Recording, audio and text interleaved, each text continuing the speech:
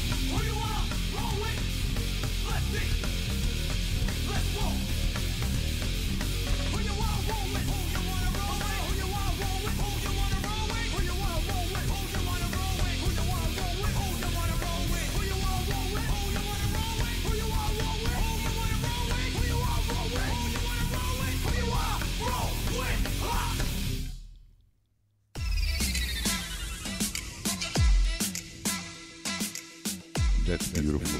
That's just beautiful. You're on point today.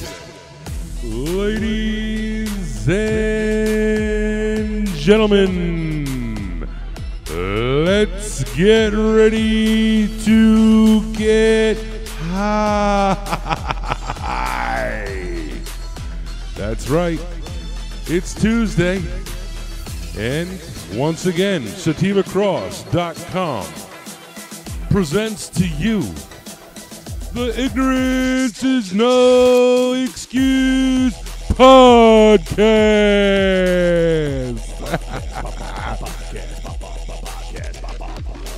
Starring the one, the only, Lefty Grimes.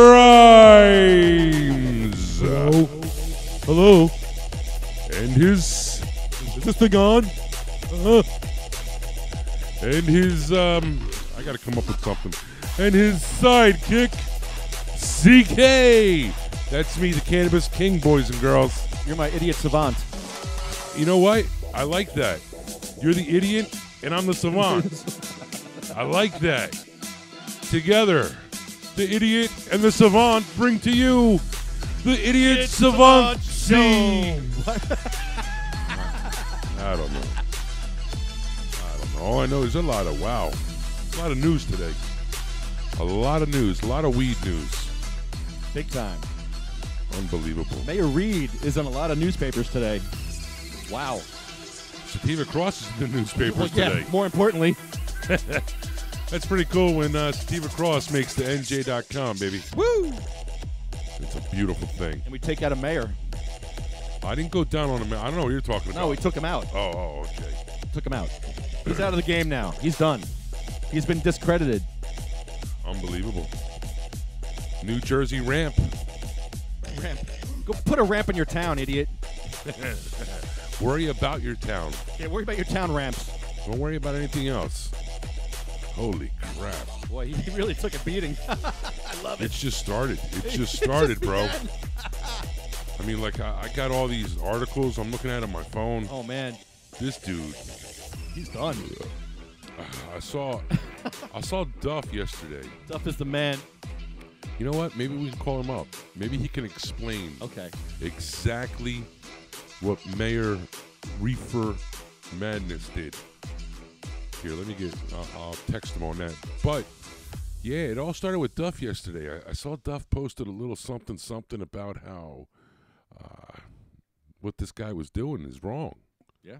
And it, then it like caught traction. Like all of a sudden, I'm waking up this morning. I'm literally walking into the studio, like screaming, like, "Holy shit! Are you kidding me?" Me too. Like this guy made the news, and then I like read further. I'm like, Sativa Cross. What? This is beautiful. This is wow. The only thing missing was the name Read for Madness. They don't quote that in there. Well, That's the greatest thing ever. Got to quote that. NJ Ramp. That's pretty. Ramp is pretty bad. Oh man. Well, unramped. New Jersey unramped. That's what they should be called. Yeah. Reasonable approaches. Not responsible. Oh, responsible. Irresponsible. Responsible. That's kind of like. I think you said you want to go next. Lefty has a target next. Lefty's looking for Kevin Sabet. I didn't test my phones out. Is Patrick, you there? Can you hear me? I can hear you. Oh, excellent. You're on the air. How you doing, buddy? Good, man. How you doing? Dude, that's an amazing blog, an amazing video that you really broke this thing down. Oh, my God. Yeah. Something stinks over there.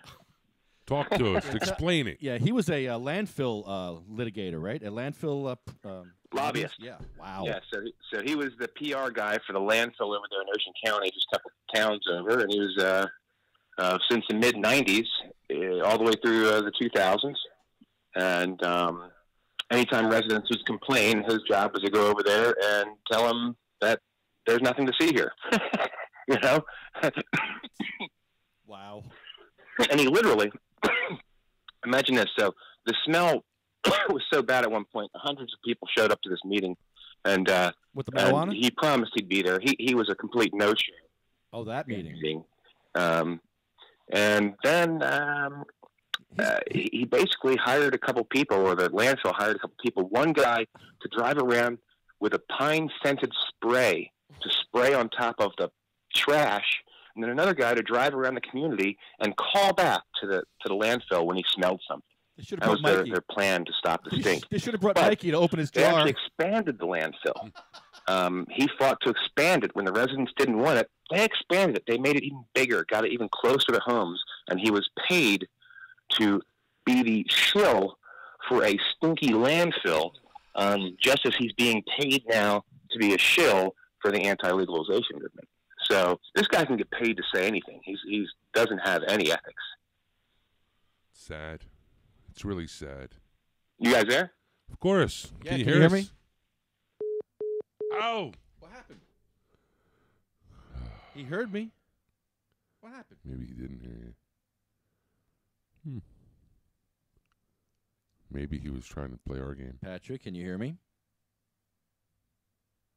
No, I actually lost him. Patrick, can you hear me? Patrick, can you hear me? Patrick, can you hear me? Patrick. Patrick. Patrick? Patrick. Hurtful. Yeah. But the bottom line is, because of Patrick blogging, apparently he's got friends in the newspaper business, and they picked up on what he was saying. Pretty much what Patrick was saying, inferring, was this guy, he just gets too many checks from too many towns. And then on top of that, he's getting checks to, you know... Hold on, Patrick. Hold on. You there, Patrick? I'm here. Talk to us, Go Pat. ahead. Yeah, so I guess I got cut off there, but you know, he's been a corporate shill for many years. I mean, that was his job. In the early '90s, he worked for a group called MWW Group, and their job is basically take care of corporations like Home Depot and, you know, government corporations, police organizations. So, you know, he's used to this. He's used to being able to get up there and say something that he really doesn't believe in, but he gets paid to do it. And he, you know, for years. So imagine that this guy in 1999 opens his own PR firm. But, you know, in 1999, he has the ability then to shift, if he wanted to, who he represents.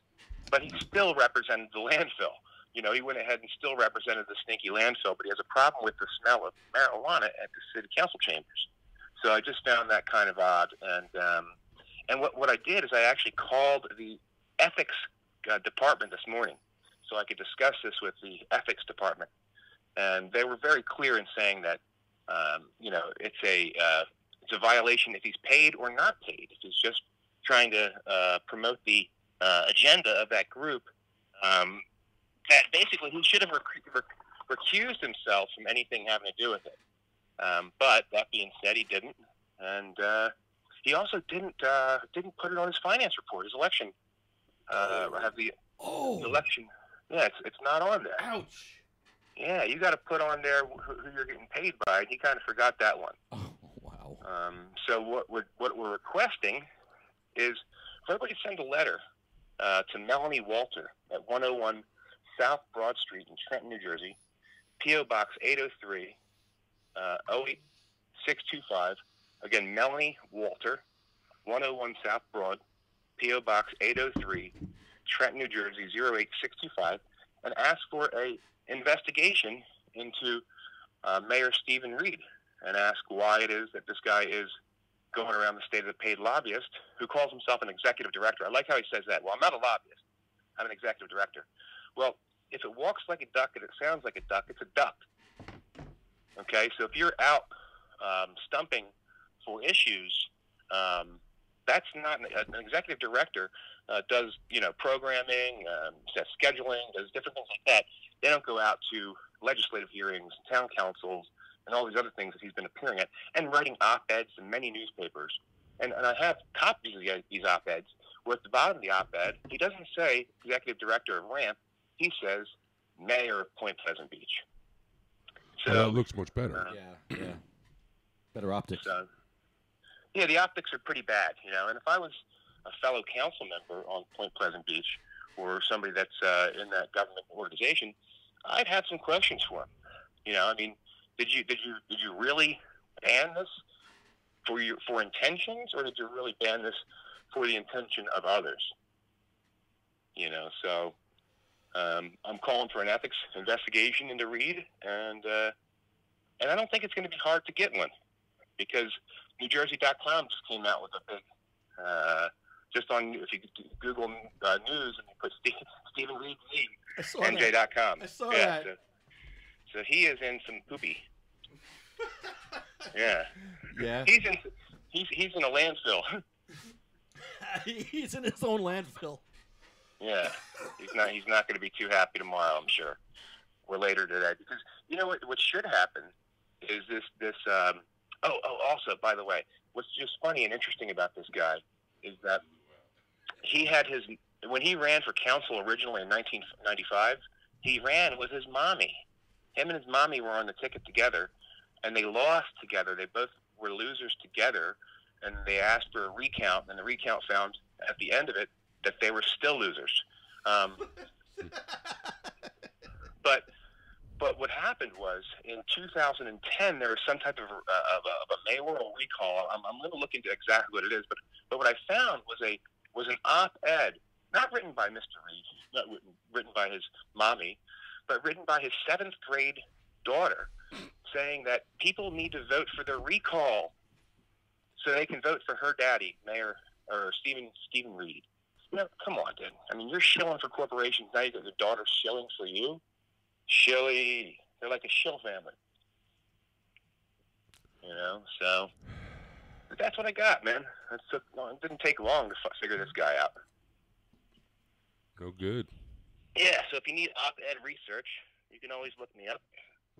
I'll help you out, and I'll probably make sure I can either if there's something, you know, or if there's nothing, you know, let you know that there's nothing on these people. But this guy was easy. He's a target. And with that bow tie, I mean, that just made it even more sweet. I think we should get T-shirts printed with a picture of him in the bow tie, and with it says "I love landfills." Oh. I love landfills. Or and then the picture of him, landfills. Wow. I see Reed landfill. So that's it, man. I got a bunch of stuff to do today. I'm actually going to possibly sign the lease on the Philadelphia church. Philadelphia church. Nice. Talk about this church. Yeah, what's going on with that? I'm in negotiations with the landlord. I'm just making sure they get the kitchen up and working. And it should be probably operational by January. Nice. Wow. How far are you from Poe? Yeah, so. How far are you from Poe? He's in Kensington, which is or Fishtown, which is probably. I mean, I'm going to be in South Philly. I tried to get a spot there, and I couldn't find anything around there. Hold on, you're going to be in South Philly? That's where I was born. Yeah. Wow.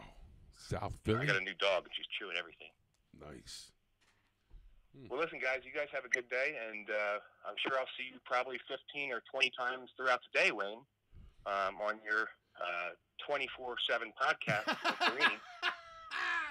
You know, since he's got jokes. It's too much, right, Patrick? Too much. Since he's got jokes, I thought you quit Facebook like a month ago. Apparently you didn't go through with that, huh? I have not made any posts of my own. None. Nothing on my page. And I refuse to argue with anybody. So if I see an argument starting, I jump ship. I'm out of there. And I don't have it on my phone. I didn't put it on my phone at all, so I can't see it, you know, from my phone. So because I got a new phone, so no Twitter, no anything on my phone. I'm so sick of all these social media things, me personally. Oh, he's really going to turn into Reverend Duff. Wow. Yeah. Reverend well, listen, Duff. guys, you guys have a good day. Enjoy that information. Thank I you. will send it. You guys want to have some fun? Get the email addresses of the council members from Point Pleasant Beach and send them all a copy of it. Yeah, it's listed right online. Hurtful. No, helpful. Helpful and That's hurtful helpful to them. It's hurtful to read. Hurtful, it's helpful. Hurtful to them. All right, guys, have a good day, man. Patrick Take care, Duff. Reverend. Thank you, Patrick. Reverend Patrick Duff. Giving us some inside information there. Oh, my goodness. Good stuff. Wow. Yo, you got any stories to read? You got any special ones? I want to play the video. Do it. I have. You got a video today? Patrick Duff made an amazing video. Oh man! All right, play it. Let's right. go. Hold on. Cue that shit up. It's queued up. Just wanted to run this by you guys. We have a situation over in Point Pleasant Beach, New Jersey, where the mayor of Point Pleasant Beach, New Jersey, is acting not only as a mayor, but he's also acting as a lobbyist for an organization called RAMP, which is an anti-legalization organization. And we're going to watch a little bit of a video that was taken at a city council meeting here. What's interesting is when I'm going to go back to the beginning of the video, and you can hear what this mayor says. Okay. This town, so I will say to my council members after maybe Dave, you want to say something, and Vince. Right, so on Dave and Vince can speak, and then when they're done, I want to go because this has nothing to do with town business. You hear what he just said? He said after the two people speak, when the other people come speak, the city council can leave at that point because what they're going to say has nothing to do with town business. He's basically telling the other members of council that they should leave because he knows that he's about to get outed as a paid lobbyist for an anti-marijuana legalization group called RAMP. And Point Pleasant Beach was the first town, December 20th of 2000, and let's see, make sure I'm getting it right here. It was December 20th of 2017. They banned cannabis dispensaries. So let's take a listen here. He's telling his council members that they can go. Dave? And now he's going to let some other people come up and speak. I'm going to fast forward to a marijuana activist here. Go home, council. Mike Has nothing to do with you. Cello. I didn't realize it said that in the beginning. Sorry. It's great. Check it out. Gentlemen, this gentleman here's got. Oh, you got to hear this. This is gold. So The just old take mayor. Portray us as this quiet, sleepy hamlet. We do have 21 liquor licenses, a few mega bars, and This guy's saying you got 21 people liquor get licenses, drunk mega bars, and stuff should like be that. stopped So for things other than small quantities He's of the old marijuana, mayor. like he's basically drunken driving. Thank you.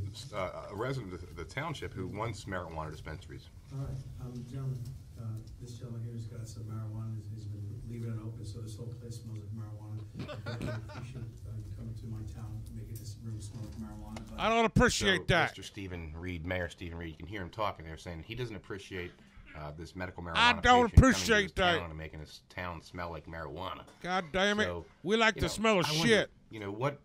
Yeah, what do you we mind? like Would you shit. mind maybe We like landfills. Yeah, shit. You call it landfills, we call it shit. I take shit over flower smell any day of the week. That marijuana smells awful. Put some more shit in here. let's say if I put a landfill in his town, should I put a landfill in your town? You think you'd smell the landfill and think that would be okay? Or would you defend the landfill? Or would you be against it? Because that's your town, right? Isn't it Well, what happened ironic? just a couple towns over, Mr. Reed? Unbelievable. Well, back in the 1990s, it looks like, let's go to the first one here, from 1994. This is when you know you have too much time on your hand. Residents When you could to air download this landfill shit gripes. and you read So it. this is a all. town in Ocean County, just a couple towns over, Toms River, Dover, and Manchester Township residents who say something stinks at the Ocean County landfill. Was it will meet marijuana? tonight with landfill representatives Yeah. and a few freeholders. I think it was the marijuana. It wasn't the landfill. Could be both. No, you might be right. It was marijuana, and they were like, yo, we need more shit in here. We're going to have to import shit to hide the marijuana smell. We need more marijuana landfills. So we'll get down to the part where Mr. Reed is mentioned. Let's see. Read for.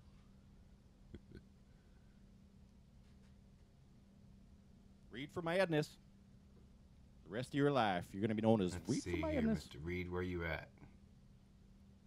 I know you're in here. This guy's done. So happy. All right. Hess said his work schedule was made it possible to attend tonight's meeting, and that Moriarty had set up before contacting him. Stephen Reed, the landfill's public affairs coordinator, will attend the meeting. So this is saying that this meeting, the residents have gripes about this stink coming from the landfill, not from a little jar of marijuana, Mr. Reed, not from a little tiny jar of marijuana, a big giant landfill with trash and methane gas and all that stuff. So let's see here what happened at the meeting, though. So landfill hearing draws hundreds. That's in 2000, so that's after. So this is September 14th. Let's see. Landfill neighbors protest dumps plan to expand. So let's take a little looky-poo here and see what it says about Mr. Reed's involvement.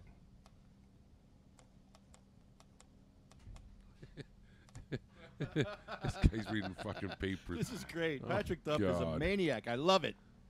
I love this guy. This is a dude like in the movies when they go into the libraries. Oh, man. So this is They got a basically microfilm. You don't want all this guy kinds of on people you. showed up Oh. to say they shouldn't,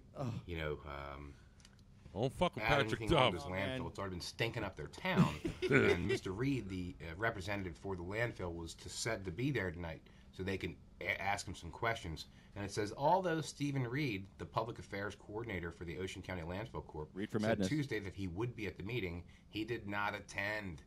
A no-show. Yo, dude, it stinks in their town. It stinks in their town, and you're a no-show, Mr. Reed. What are you doing? Corruption. I thought you cared about the people in your town, the smell in your town, right? Corruption. Marijuana smell, very offensive. I'd say landfill smells are very much more offensive. And what you told the people of Manchester and also of Dover was that it was legal, what the landfill was doing. So basically, they could just keep their mouths shut, right? Because it didn't really matter, because what they were doing was technically legal. So landfill still has neighbors down in the dumps. Let's see what Mr. Reed said about this. You get it? Get it? That was Patrick Duff. Down in the dumps, get it? All right. Oh, he's right in there right away. Reed is funny. We need a clown nose for him. So it says, Ocean County landfills For his bow officials tie. have added 2 more people to the payroll in an effort to soothe nearby Dover Township residents. In an effort to soothe the residents, how about stop making it stink in their house? So here we go. There are no job titles for the new positions. One man was hired to ride shotgun around an active dump area in a water truck equipped with a pine scent, which he sprays over the fresh garbage. How about some cannabis scent, like Mikey had? Just bring Mikey in and have Mikey open up his jar of dank, and that will solve your landfill problem, Mr. Reed. Kill 2 birds with 1 stone. That's a horrible thing to say, kill 2 birds with 1 stone. I got to change that. He literally stands there all day, spraying the solid waste, trying to keep down the smell, said Stephen Reed, a landfill spokesman. Yo, dude, you worked for the landfill. You didn't care about the residents of Manchester. No. Nor Dover. No. You stunk up their towns and you got paid to do it. Now, you're a paid lobbyist. Stinky Reed. For RAMP, Stephen Reed and Associates. That's how you were called. Stinky. At the actual legislative hearing last month, you were called Stephen Reed and Associates. Stinky. And you came up and you represented RAMP. You're a paid lobbyist, buddy. You can't be a paid lobbyist and the mayor of the town and implementing policies and procedures that directly are in lockstep with the organization you're lobbying for. You are ethically in violation of many laws in New Jersey. Let's take a look at some laws of local governance here, folks. Wow. Let's see. No local government officer or employee shall undertake any employment or service, whether compensated or not, which I believe you're compensated, which might reasonably be expected to prejudice his independence of judgment in the exercise of his official duties. So, in this one here, we know that Mr. Reed is sensitive about smell because he says, listen, you're bringing a little thing of marijuana, and he doesn't appreciate the smell in his town of the marijuana. But in this very easy to see, Mr. Reed is saying that, listen, they're doing everything they can. They got a guy with a pine-scented hose spraying down the trash. Look, his job is to go out to the neighborhood. This is the other guy. The other employee spends his days sniffing. He's sniffing. It's his job is to sniff. Is he have cocaine? Yeah, he's using cocaine. What's he doing?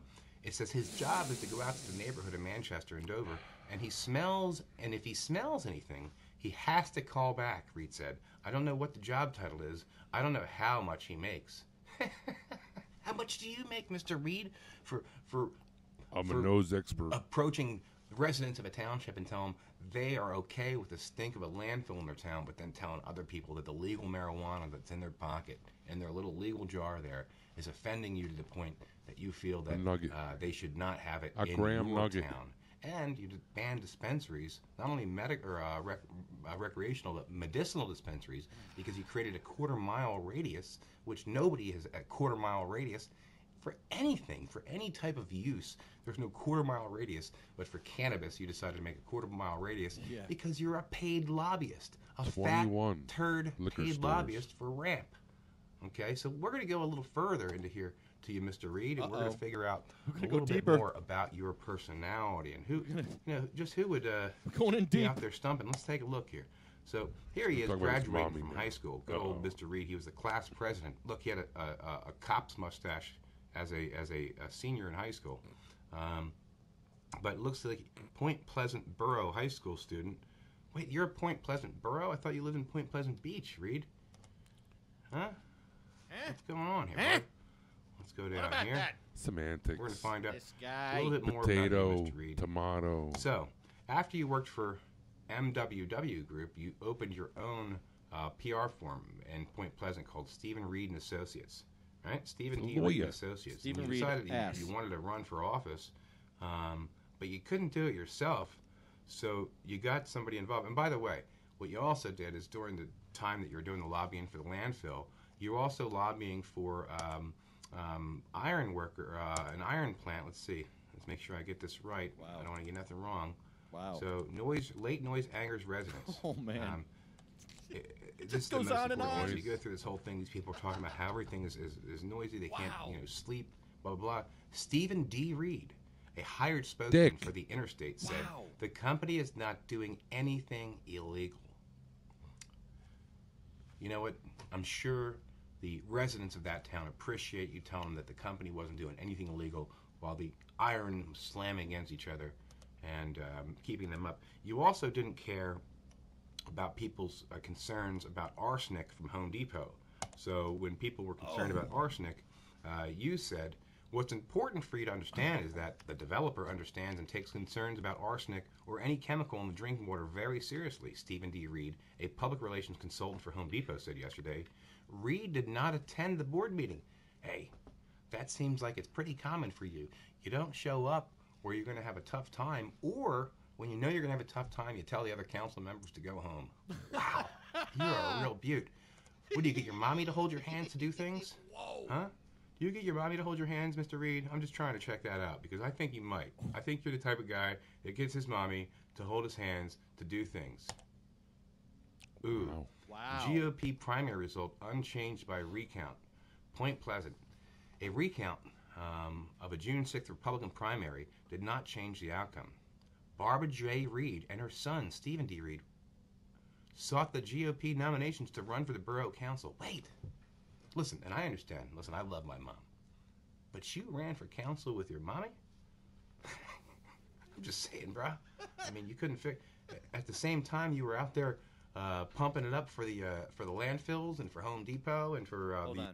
Hold on. Wayne, would you run for council with your mommy? Yes. I love my mommy. Would I run for council with my mommy? You don't like your mommy? No, I like my mommy. No, you don't. You can't stand her. I like my mommy. No, she's in a... let's not get into that right now. She's in a bad situation. My mom's getting beat up right now as we speak. But she's getting a black eye right now as we speak, so let's not even talk about her. A black guy? Yeah, a black eye. Oh. Black eye. And she's in a wheelchair, and this big guy is beating her up. I understand what's going on down there. But let's not talk about... If you loved your mommy, about that? you'd have been there. You'd have been like, yo. I'm not allowed down there. See, everybody has weird relationships with their mommy. I'm sure Mr. Reed does too. But I'd probably run for office with my mommy. Okay, so you would. Okay. I would. Okay, so then... Why not? What's Reverend Duff trying to say? I don't know. What was your point? The interstate, you were running for an office right then, so you knew that you wanted to break the ethics Duff's laws mean. back in 1995. So You're mean, For Duff. a long time. You've been doing a good job, by the way. Making I fun of wonder a what guy else and his you've done mom. to Point Pleasant or any other... Yeah, why you got to bring moms into it, man? Jesus. I hope his mom's still alive, because, like, if she passed, like, exactly. She's going to haunt you. Not me. It's going to haunt fucking Duff. Yeah, Duff. Be careful. Jesus. Places that you were a politician, where you were a hinge for the corporations, as you were... A shill. It seems for your entire life. A shilling, so like here, Kurt. You Kurt and your shilling. mommy called for a recall a recount, and you still lost after the recount. So the recount found out that still... Hurtful! You were still a loser. And then in 2010, I guess there was some type of recall election for mayor, and you were running for mayor of Point Pleasant. No, stop. And Stop. Don't talk about his kids. What? Don't talk about his kids. What is he doing? He's going to talk about how his 7-year-old daughter, or 7th grade daughter, was like, yo, pleading with the town. Recount. I think my daddy want something like that. It is what it is, but you had, I hope he doesn't talk. You about had it. your 7th grade daughter, don't. Write a. You want to just skip that? Yeah. Op-ed. Really? We're gonna edit kids, ourselves? leave kids alone. Leave kids out of it. Out, yeah. Mommies are okay. Kids no. All right, let's. Well, mommy. All right, we'll take the kids out of that. All right, let's skip up. I have a little bit of respect for a family. I mean, did you coerce her to write this? Listen, I'm Oh, just saying, no. Oh, geez, no. Question here. We're going to go back here. Okay, here we go. No local government officer or employee shall use or attempt to use his official position to secure unwarranted privileges or advantages for himself or others. Well, the unwanted privilege that you got here was the fact that you banned dispensaries. You started a snowball effect for other towns to ban dispensaries. You've been going to these other towns, representing yourself as the mayor of Point Pleasant Beach, not as the executive director of RAMP. I can show you, actually, where you do not say at all that you are the executive director of RAMP. And go. He does that with he's all like pissed off. Go. Who hits the keyboard that hard? Patrick Duff. He's an angry man. Don't piss him off. Wow. Look how much research he's doing on this guy. He's going. Look at him hitting that shit. It's like Neil Peart back there. That's the drummer of Rush, in case you don't know. The D is for douche. Let's see. Oh my God, this is too funny. Let me go on to Google. I think you don't want Patrick Duff on your ass. You definitely do not want him on you. He will type you to death. He will type. And he's like a hunter and pecker. He's like a. You can tell he's doing like two. It's like. He is. He's a hunter. And he's a pecker. He's hunting, and now he's pecking at Mr. Read for Madness. He's just pecking at him. Let's see how you introduce yourself, Mr. Reed. Millions of pet parents are shopping online at Chewy.com. You gotta. Oh God, he has commercials on his videos. Excuse me. That means people are watching. The mayor of Point Pleasant Beach. Yeah, we were the first town to basically make it illegal for any dispensaries. I know that you took some shots at me, but that's okay. It's stupid if you want to call that taking a shot. But hey, you do what you think your community members want. You do you. Oh, who is that? 101.5 guy. All right. Well, you got to. Is that douche and Doyle? I don't even care. It's some. You got to give him credit because when I they don't know watch who this, it is. It's Patrick's video. It ain't my video. It's Patrick's. But your videos. I don't know who this guy is. You're gonna keep it funny. You're gonna. It says 101.5. That's all I know. You're gonna credit fucking Duff. Okay, whatever. Go ahead. I'm the mayor of Point Pleasant Beach. He didn't say I'm the director of RAMP, right? He didn't say I'm director of RAMP. See if we can find him here. I know there was some video of him speaking at a city council meeting. Let's see if we can add the douche into the name again. Saraville, he said really that. works out well for this guy because he is a big douche. Yeah, in Saraville, he said he was the director of RAMP when he spoke with the. Let's go mayor because you're a big time dude. Mayor Stephen D. Reed. This guy's mad. Why so serious? Yeah, Duff? But trust me, I've watched you. Why so? You've only introduced yourself actually in the legislative session. Calm down, Patrick. Every other city council I've seen you speak at, or the smart meeting or whatever it was. He's got him fucking foaming at the mouth. Said that you were just the mayor of Point Pleasant Beach, but you're a paid lobbyist. You're a paid show. So I'm calling for an investigation. I'm calling for an I'm calling for the New Jersey investigation. Attorney General to investigate Mayor Stephen D. Reed in Point Pleasant Beach for an ethics violation of being a paid lobbyist for a group called RAMP. At the same time, he is implementing legislation, which is the same legislation that his organization that he's lobbying for is pushing for. So I believe that is not only an ethics violation, I believe it's against the law, and he should go to jail. Tell us how you really feel. Wow. Okay, terrific. That's how it goes. Next item, I know. resolution. I wasn't ready for that one. Okay, terrific. Sorry. Wow, this guy. Oh Holy my God. crap, Oh Duff. my God. Easy. Easy. Maybe you shouldn't have cut down on the coffee. Maybe you need to smoke some more joints. Decaf, bro. Decaf. Holy. Wow, I do not want to piss this guy off. You pissed the Duffster off, man. You're going to wow. Wow, he'll make, that's my middle initial D. Holy shit. All right, we got Wayne D. Burrini. Oh, my God. The D stands for dickhead. Dickhead. Wow. He gets all. He'll just start typing away and stuff. I'm glad he's on our side. Holy crap. Sometimes. Holy crap. He's really, really gone over the edge with this one. He's gone. He's after this guy. He's like on him, like a hound dog. What's going on tomorrow? Tomorrow, Flemington. Mayor Reed will be at Flemington. He's going to be a paid speaker in Flemington at the high school. Let's go. I'm not going. I can't go to high school. It's late. It's like 7:30. It doesn't matter. I got to be 500 feet away from high school. Oh, jeez. It's not funny. Yes, it is. Yeah, sorry. If I go there, they might take me. They run my name. I'm fucked. No, I'm just kidding. My name is not. Oh, I was going to say something. I was going to say the other dude who lives in my town, but we won't. If you don't know who the other dude who lives in my town is, then let's just say I didn't put my big fat Haney. Oh, no. We're not going there. We're not going there. Okay. We like him. I didn't say we didn't. I'm just saying that wasn't me. I can go into schools.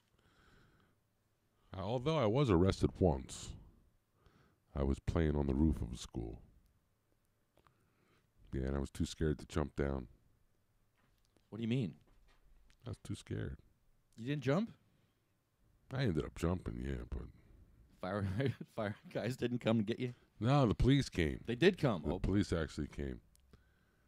Yeah. Did you get arrested? No, because I was 14, thank God. 14, and we found out my brother, my cousin, and my friend Brian was there. And, you know, we were across the school from Brian's house. Guess who called the police on us? Brian's mom. Speaking of Brian. Oh, this guy. I don't want to talk to this guy. Speaking of Brian. Brian Smith. No. Well, yeah, that's Brian his new name. Hey! You're on the air. I'm heading out to either Curaleaf or Belmont or Cranberry. What? I'm heading to Cranberry or Russia Leaf. One of the two. Oh, Cranberry's better. GSD. Yeah, that's even better. I want to get the vape stuff, though. Oh. The cartridges are very expensive. Why don't you just... You live close to the Pines, right? Yeah. Go to the Pines, shake some of the fucking trees, collect that, and that'll be your best bet. What are you doing, a podcast? Yeah, you're on the air. I got to get legal for my trip to Florida. Oh, shit, yeah. Nice. You'll never be legal. Breakwater, they have cartridges or they have the syringes? Syringes. Do they have cartridges? Wayne, do they have? I have no idea. I don't go to those things. Yeah, I know they have syringes. Yeah. You don't go to these You don't do those things. Those kind of things. Yeah, well, I'm just going to get legal. My last script was May 29th, man. All right, I'm heading out to Russia. You have fun. Tell George we said, Jawohl, mein Führer. Yeah, tell George I said hi. Yes, H-I. Jawohl, mein Führer. Hi. Hi. I got a question for you, Brian. Yeah. What strain are you going to get? Yeah. What's Wampa and... Yeah, Wampa and these two. That's for saying Dallas, okay? Son of a bitch. Gotta bring that shit up again. Got him. Here, one more call to make. One more. Just one. Just one. Uh-oh, Yeah, this guy. this will be fun. I'd like you to read something out of that book, if you don't mind. Hey, if you pay me, I'll do anything. Oh, he's not going to pick up now. Really? He's probably got a haircut. Seriously? Oh, God, I missed my window of opportunity. That stinks. Can't even hear his voice on the message. Welcome to Verizon's voice messaging service. Hurtful. To enter the mailbox, press star. Hurtful.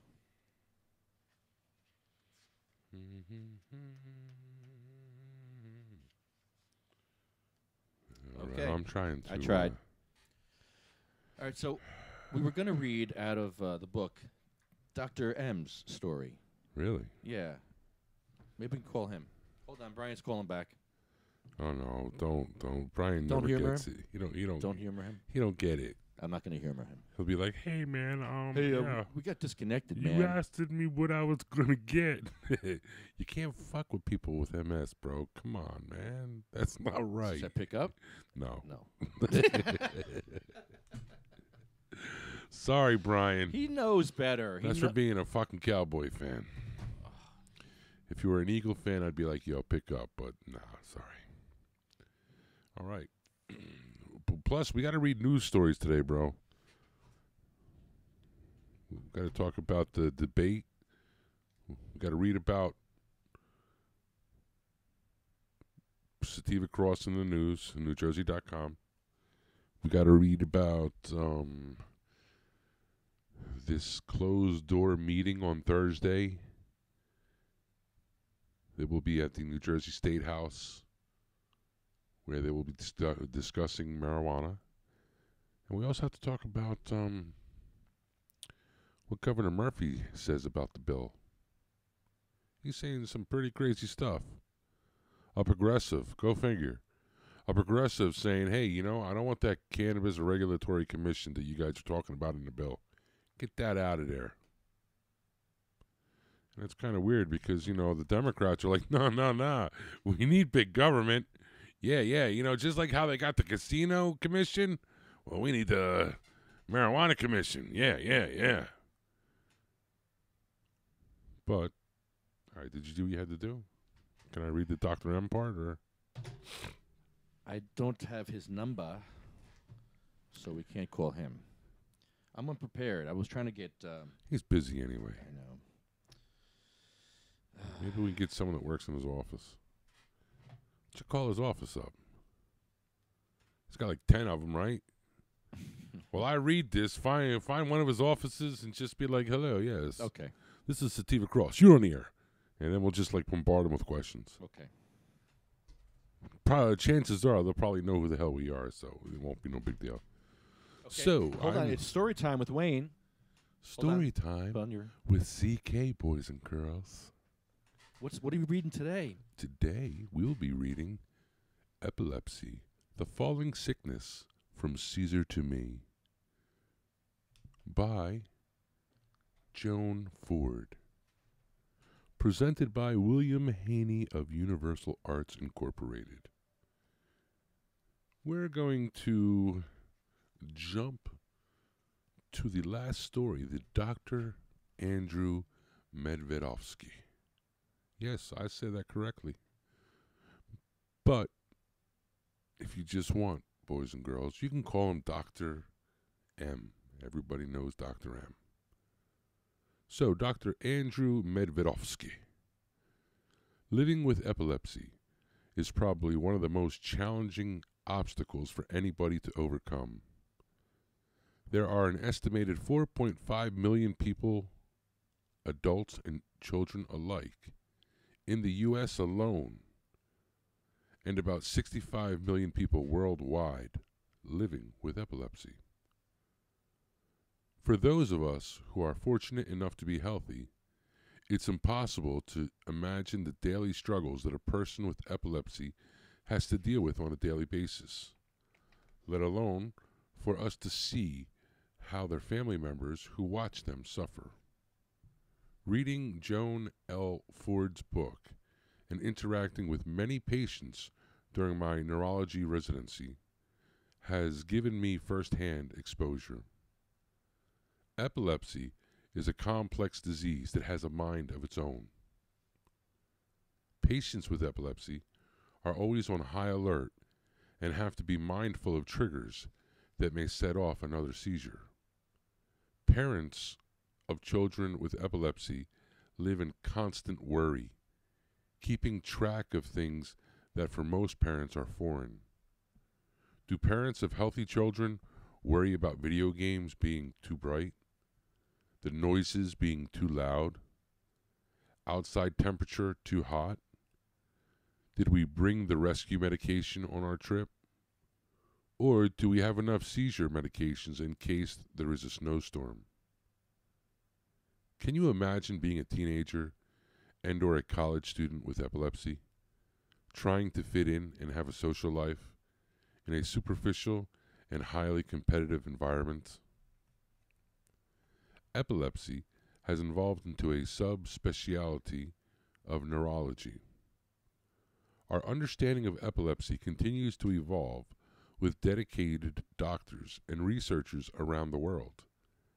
Despite such tremendous advances in technology, medications, and surgical techniques, some patients will not respond to conventional treatments and have intractable epilepsy. Many patients will not be able to tolerate seizure medications because of allergies, side effects, or dangerous drug interactions.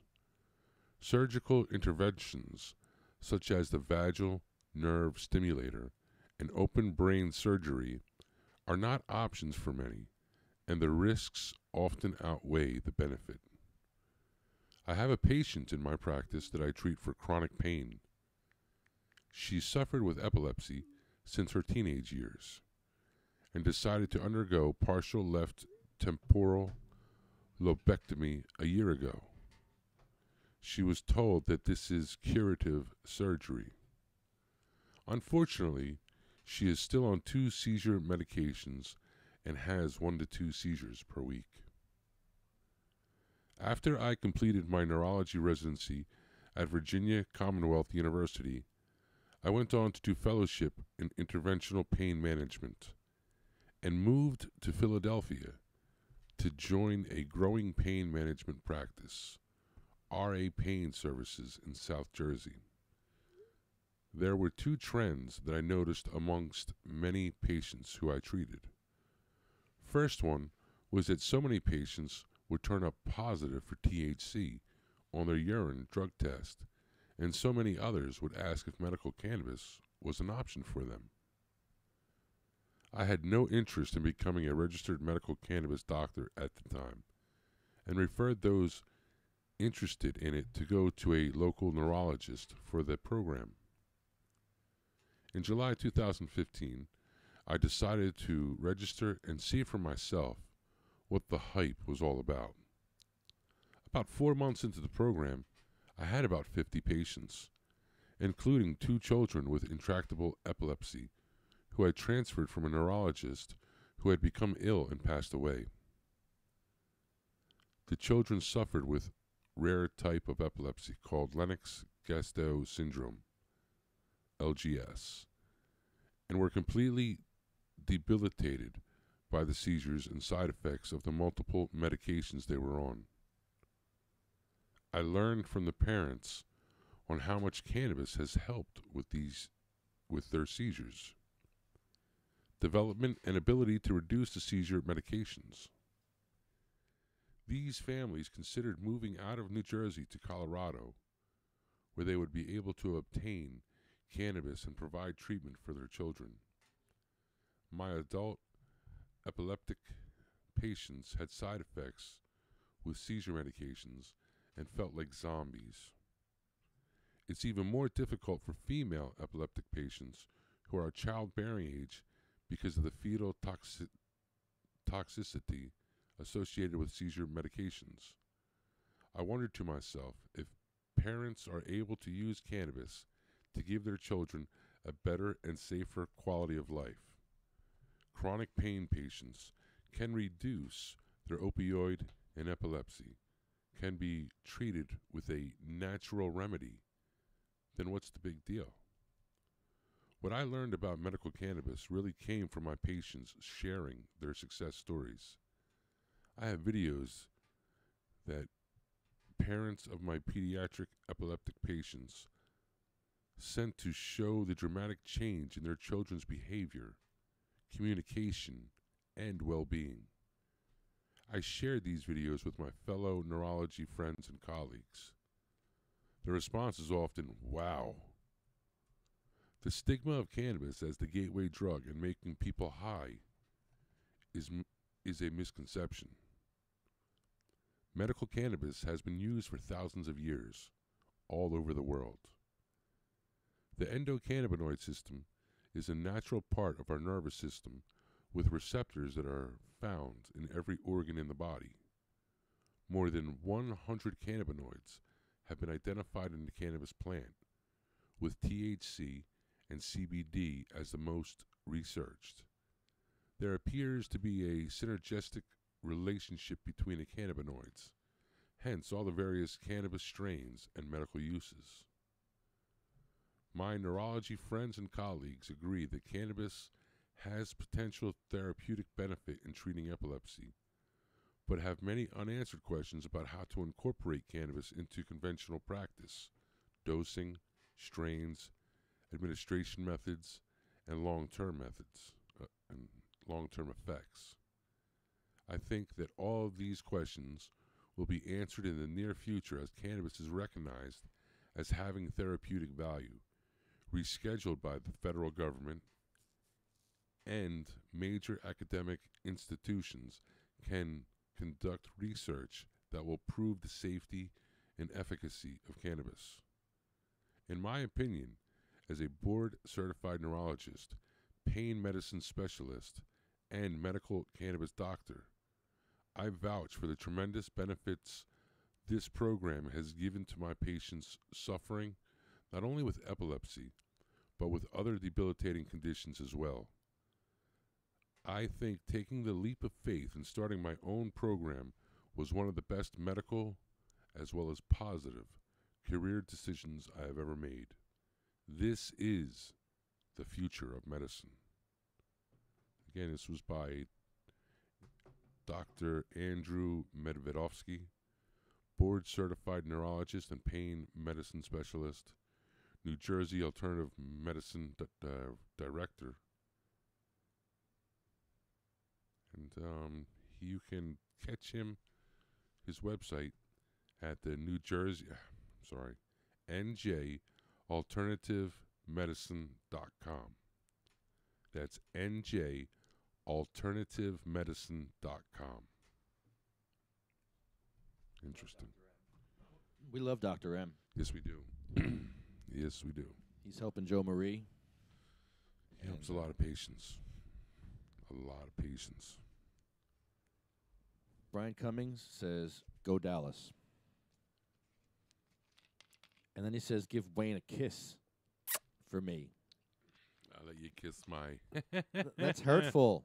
Why are you involving me in this now? Why are you punishing me, Brian? Yeah, he's a Jet fan. That's why do you have bad to? enough Why for do him. I have to suffer?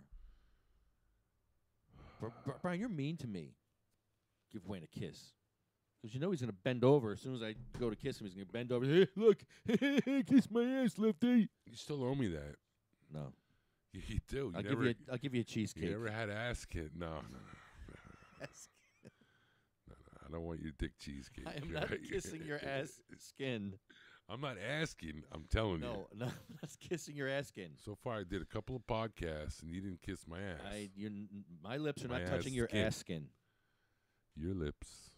No ass skin will be coming near me. And you know what? When you put your lips out there, I don't want your hair. So make sure your lips are like pucker them things. So they're like, I don't want no hair on my ass skin. Just saying. Why are you asking? I'm not asking. I'm telling. But why ass skin? You know what I'm asking? Ah, God. Are we going to? You're not going to go to Post today. Not today. I got things to do this week. Uh-oh. I got to prepare for tomorrow. Tomorrow. I have to rest. After this, I'm going to bed. Going to rest till tomorrow. Mayor Reed for Madness tomorrow. Flemington, come on. Come on, you got to go. I'd love to, but I got to work. Oh, it's going to be a roast. Another roast. These are fun. And we're going to Uber there this time. We're going to say, ha, we Ubered. Ha, we Ubered. Now what you going to do? In 10 years, it won't matter. We're all going to have automatic cars soon. So what's the hell? It's not going to matter. Flemington. Worry about the drunks. Flemington High School. Are Worry you about the kidding me? oxy heads and the fentanyl heads. Hey, what's the one pharmacy?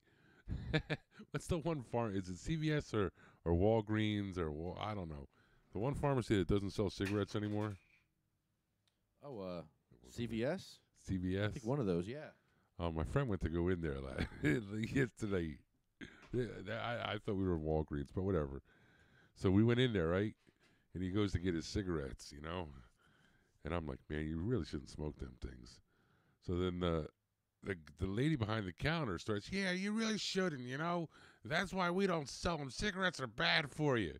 So he's like, yeah, I got a question for you, lady. How many fucking people pick up fentanyl here, huh? And you're worried about cigarettes, really? What? He's like, no, we can't have something that'll kill us slowly. No, you want shit that's going to kill people right away, huh? Unbelievable. All over cigarettes. I was like, yo, man, you got to stop using our shit. You're stealing that from the cannabis heads. Hurtful. That's really hurtful. Oh, man. So look what we got today. Look what we got. Okay. You know, considering the Marlboro industry is about to take over. Don't even. I saw that. Did you see that? I know. I saw that article. Oh. Should I pull it up and read it? I'm just disgusted when I saw that. No, I don't even want to read it. I do not. You could have Jeff Sessions read it. I used to smoke Marlboro, man. Oh my God, I used to smoke Marlboro. I was a 2-pack a dayer. I can't tell you how many times I tried to quit. I can't tell you how I hated waking up in the morning. I would jump in the shower and just hack my brains out. And like, you know, like it wasn't even like, you know, like now at least when I do it, it's like fucking white phlegm. Back then it was like, back then it was total black, and it was disgusting. The technology sector. Terrible. And then, you know, you realize that one of the reasons it's hard to quit cigarettes, because unlike fucking weed, go figure, they put all this shit in there. They put all these fucking additives, they put tars in there. They put all this stuff in there. You know? Oh, man. And that's why it's so hard, because all that stuff that they inject in there, that's what's addictive. And you know, now you got Marlboro saying they want to get into the cannabis biz. First off, no, seriously, here's your local public service announcement. I gotta be careful. Sweetie's here and she's downstairs. She's got a headache, so that's what I have to say for the department. Okay, Marlboro, tobacco, R.J. Reynolds, eat a big one. Okay. First off, it's cigarettes kill people. Cigarettes kill people. And yet there's so much money, they make so much money, okay, that they could actually spend a lot of that money in Washington. And a lot of the things they did with that money, they lobbied against cannabis. That's right. Marlboro, R.J. Reynolds. They spent all that money against cannabis. And now these bastards want to get into the fucking cannabis business? Really? And here's my thing. Like, hey, if they couldn't just take tobacco, all right, what are cigarettes? Cigarettes are fucking tobacco. They fucking take the leaf, they dry the leaf, learn what it is.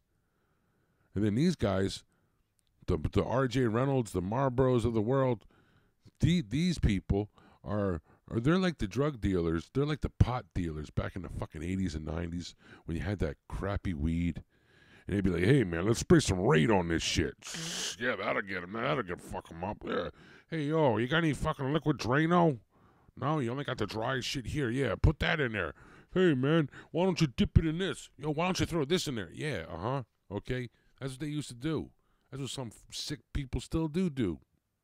I said a lot of doo-doo right there. But now you got Marlboro.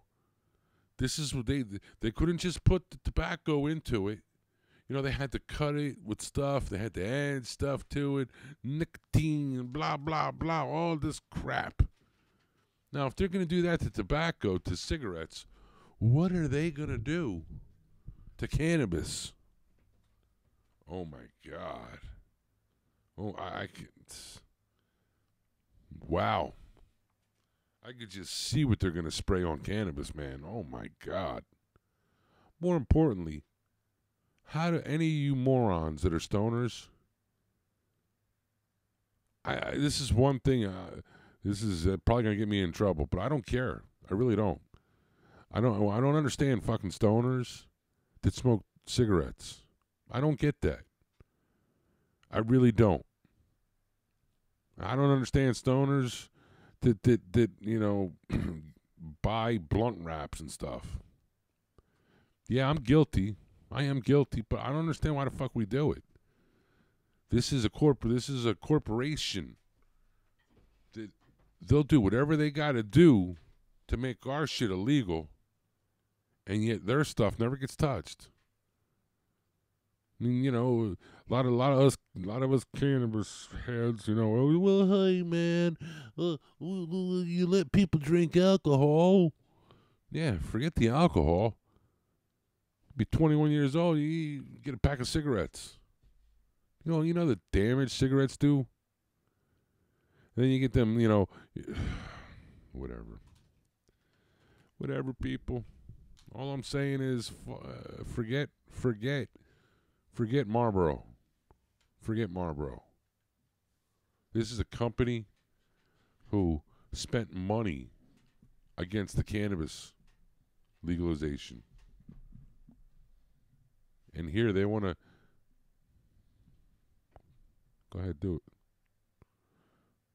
Where's the music? You got the ready? music? Yeah, Jeff Sessions is going to read the story for you. You got to put the music on. Well, yeah, I'm ready. You're not ready? Where's the music? The music's right here.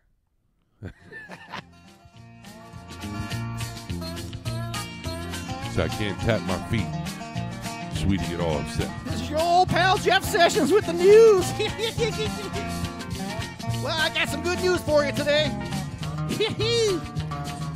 Altria hopes pot is the key to help it grow beyond its stagnant cigarette business. Tobacco giant Altria is investing $1.8 billion in Canadian cannabis company Cronos Group. That will give Altria a 45% stake in the company, with an option for Altria to increase its stake to 55%. Reports of the Alcatraz deal first surfaced after this week.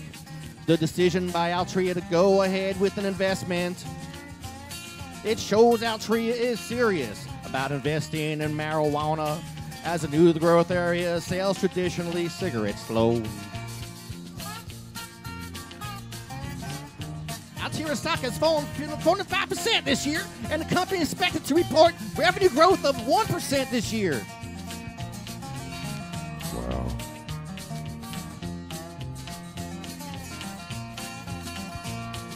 Gorenstein added that Cronos will use an investment from Altria to expand its distribution and infrastructure around the world, and also boost its investments in research and development for new brands and products. Cronos and other cannabis stocks have been thrust into the spotlight in the last few months following the legalization of recreational marijuana in Canada in October, as well as legalized recreational and medical marijuana in several U.S. states last month. With Democrats winning control of the U.S. House, Congress may finally pass the Farm Bill, which would make it legal to produce hemp. CBD!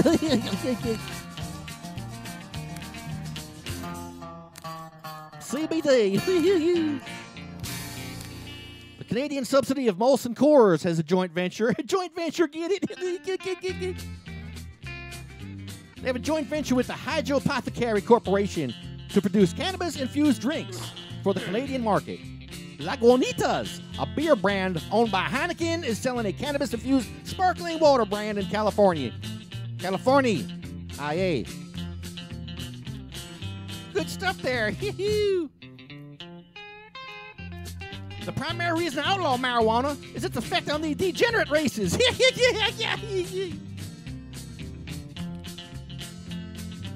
And how do you stop a Mexican from stealing? You put everything on the top shelf. You get it? You get it? Because they're short. Because they're short, you get it? Colored students are partying with white female students, smoking marijuana, and getting their sympathy with stories of racial persecution. The result is pregnancy. What newspaper are you reading from? 1920s? What's long and black and smells awful? I don't know. What's long and black and smells awful? The line at Poe's Joint.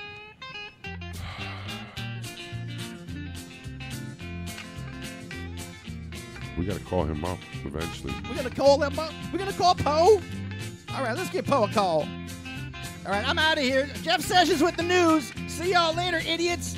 You dumb hippies. We're going to get you, hippies. See you later, hippies.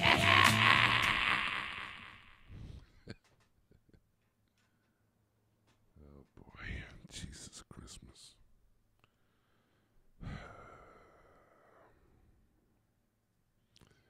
Terrible. Terrible. What's worse is I forgot to put the Jeff Sessions face up. You mean I was on the whole time? I fucked up. See, this is why you need a sound man. This is why I don't know why you have me as your sound man. I fuck up all the time. You really need a sound man. I've been telling you for months we need a sound man. And what do? Duh, duh, duh, duh. No, we need a sound man. And somebody to do the video and all this stuff here. I can't do this anymore. I'm done. I'm done. Hurtful. Not even say it. I'm just being happy. See, look, this is what I forgot to do. You were supposed to see this. Hold See? on, which one's So on? when Jeff Sessions talk, you're supposed to see that. That makes it funny, you see? That's funny. So Look at me. The camera on the left? Look at me. Or the camera on the right? That's the right? That's Jeff Sessions, man. That's the left. That's awesome. He's going to be reading the news. I'm going to be your newsman from now on. All right, don't worry. We got more news for later. All right, we'll be back. We will, buddy. We're going to talk about how they're trying to make, we'll talk. Actually, go to that. Why don't Mexicans barbecue? No. Forget about the Because Mexicans. the rice and beans fall through the grill. Oh, boy. Where were we? Reefer makes darkies think they're as good as white man. Why do black people call white people honkies? That's the last sound they hear before the white people run them over in the car. Yo, why don't you read the list of 50 towns that ban cannabis? That's enough of that. No, you want to That racist bastard. I can't stand Jeff Sessions. Well, let Jeff Sessions talk about all his favorite towns in Jersey. We shouldn't have him on the show. He's a racist pig, just like Harry Anslinger. Barnegat, Berkeley, Bridgewater, Brigantine, Carlstadt, Chatham Township, Clifton. Oh, you wanted to? Yeah, that's what you should have done, son. Come on, son. Here's a little story you could read. Jeffrey Sessions.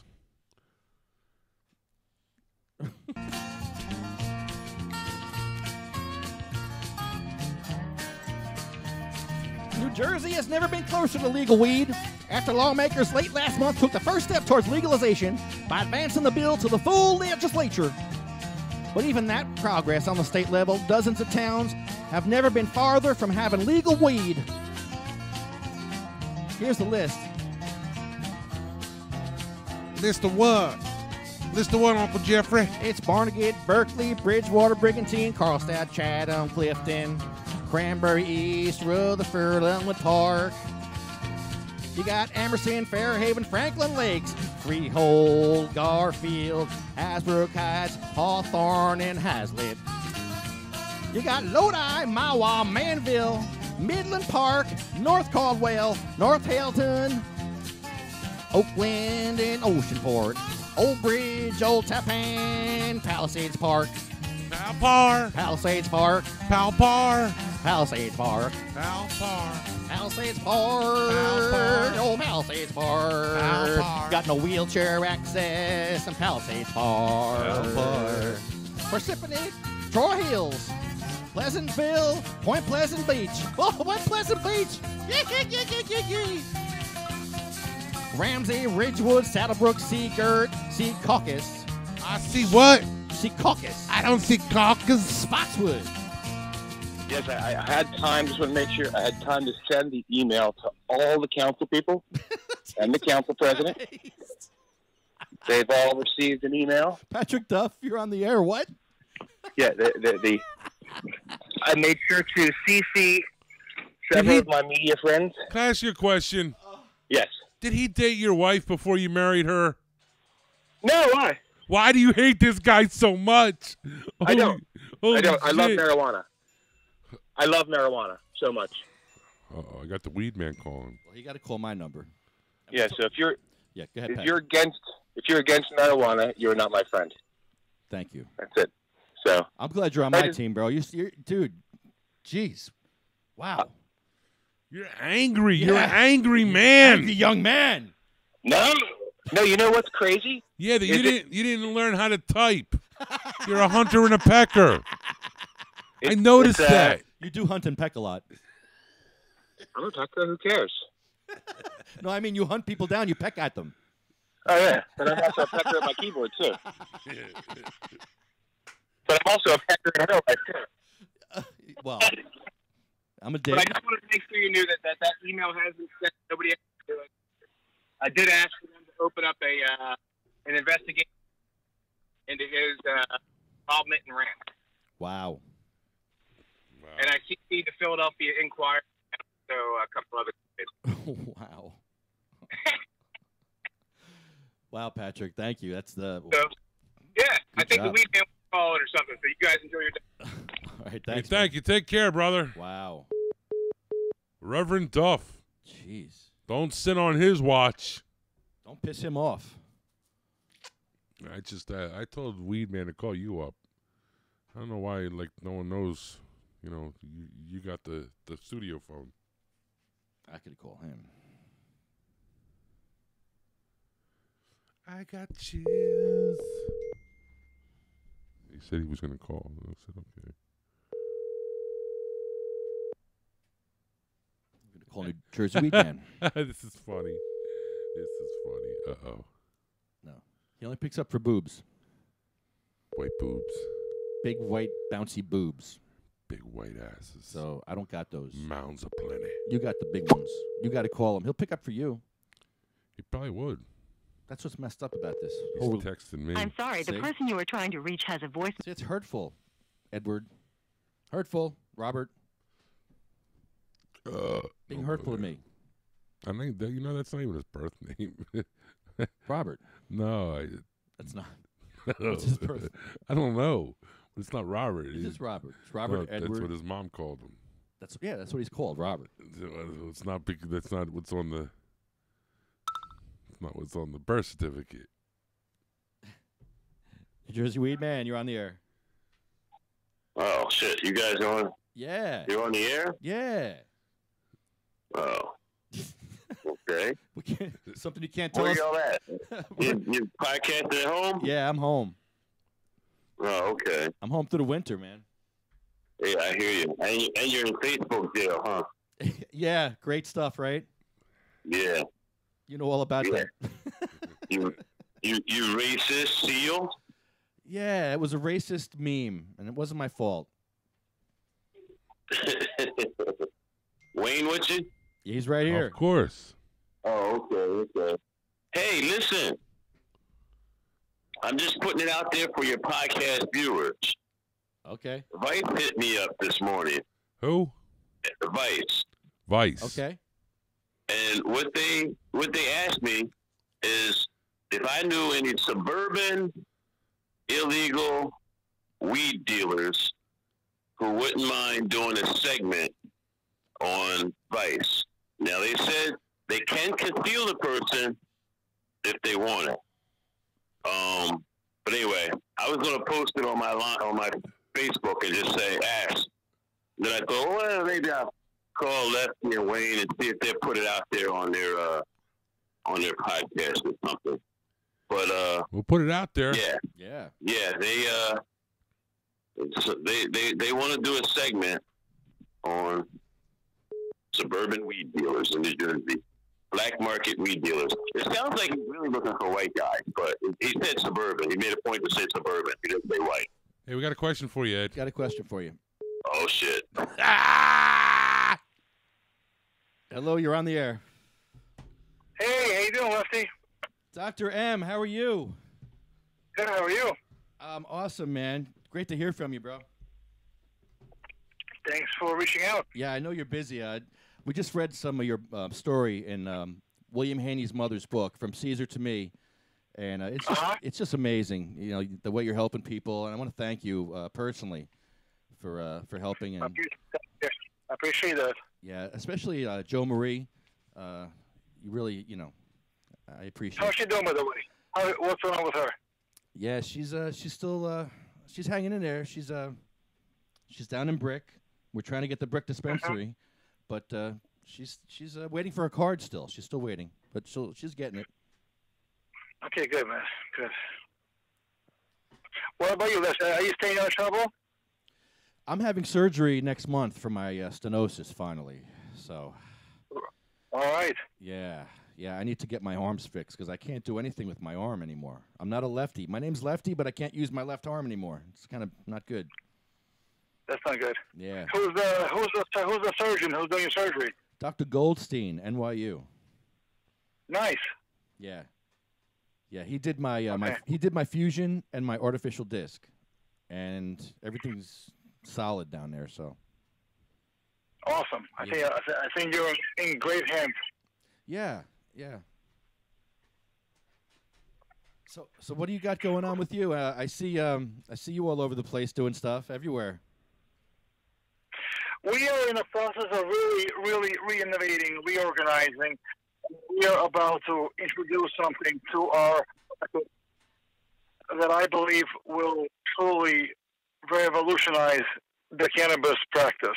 I'm not going to tell you what it's going to be until we are ready to really launch it. But when you guys see it, probably within the next 4 weeks, I think it's going to really elevate how we look at cannabis, how we apply it, and what we're able to do with it. So, stay tuned. It's going to be very exciting. Is this something they're doing in other states, or is this something new nationally? From what I understand, from what I've learned, this concept has not been applied to the East Coast. Ah, interesting. Yes, it's very. It's really intriguing. It's extremely exciting, and I'm just urging to get it out to the patient. But we are fine-tuning the system and the concept. Awesome. Now, you have offices in Princeton, and where else? Where can a patient reach you at? I work with another physician, Dr. Liberte. She covers Princeton office majority. I'm usually in Centerville, Morristown, Nutley, and Princeton twice a month. Awesome. And you're still taking new patients? Always. Cool. Yep. And end of this month, I'm resigning from the pain practice that I'm with, and I'm going to focus 100% on cannabis, really elevate, reorganize. So hopefully, within the next couple of weeks, you will be seeing something really exciting. How do you feel about the medical program? Do you think it should be expanded at all, a lot more, or what do you think should be done to fix the program?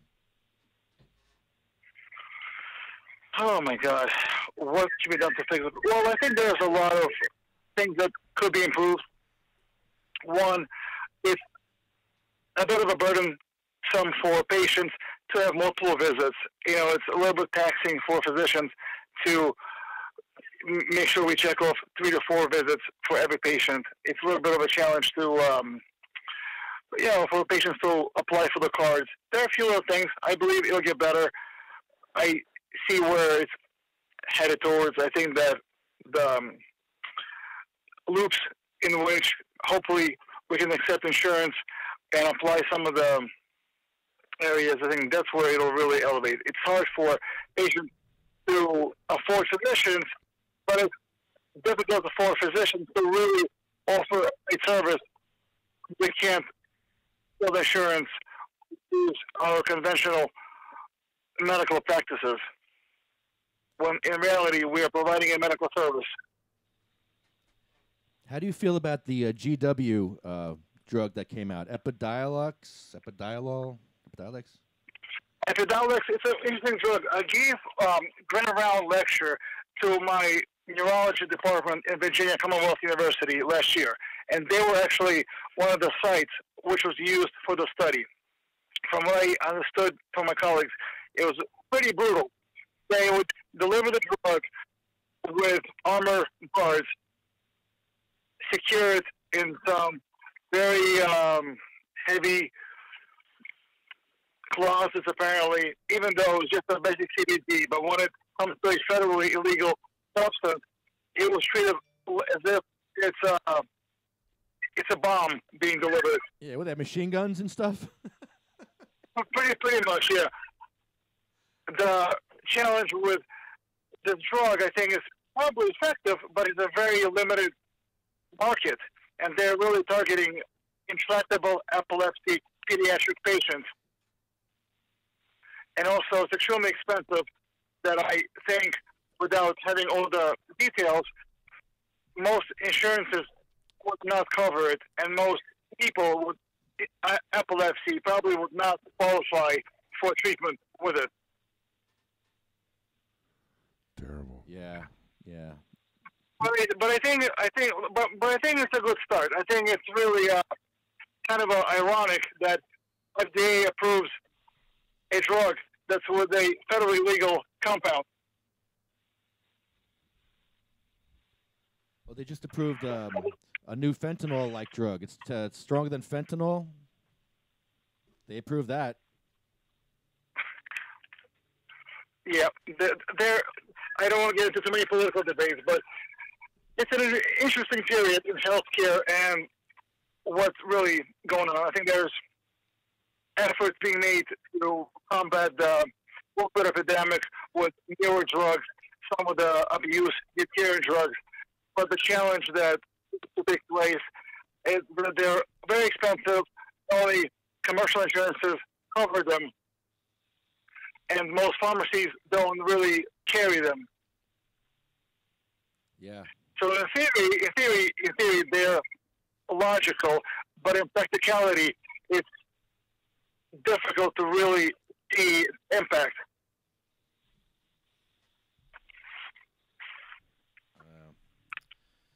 Well, Dr. M, I thank you so much. I know you're busy. I'll let you go. I want to thank you for being on our podcast. And sounds good. Thank you, Lefty. What is your website again? It's www.njalternativemedicine.com. Alternativemedicine.com. Awesome. Dr. M, thank you so much for your time. I really appreciate it. Lefty, good luck with the surgery, and call me if you need me. I will. Thank you, sir. Appreciate it. Bye. See ya. Dr. M.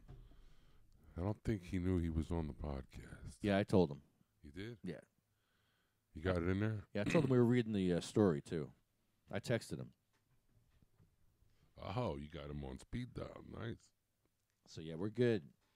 That was good. Dr. M is great. He's been helping out a lot of patients, and he's one of the good ones. He's not one of the he's not like the other guy, the Dr. He's not my doctor. Dr. A. Oh, no, he is my doctor. He's your doctor. That's why I really didn't want to talk. I don't want to say nothing.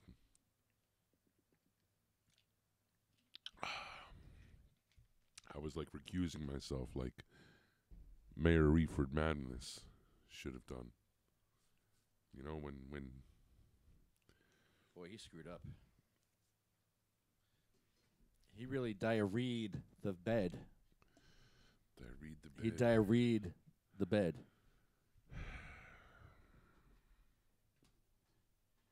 Oh, here we go. Hello, you're on the air. What's up, boys? Jeffrey here. Jeff Oakes, how are you doing, man? What's up, Jeff? How the hell are you?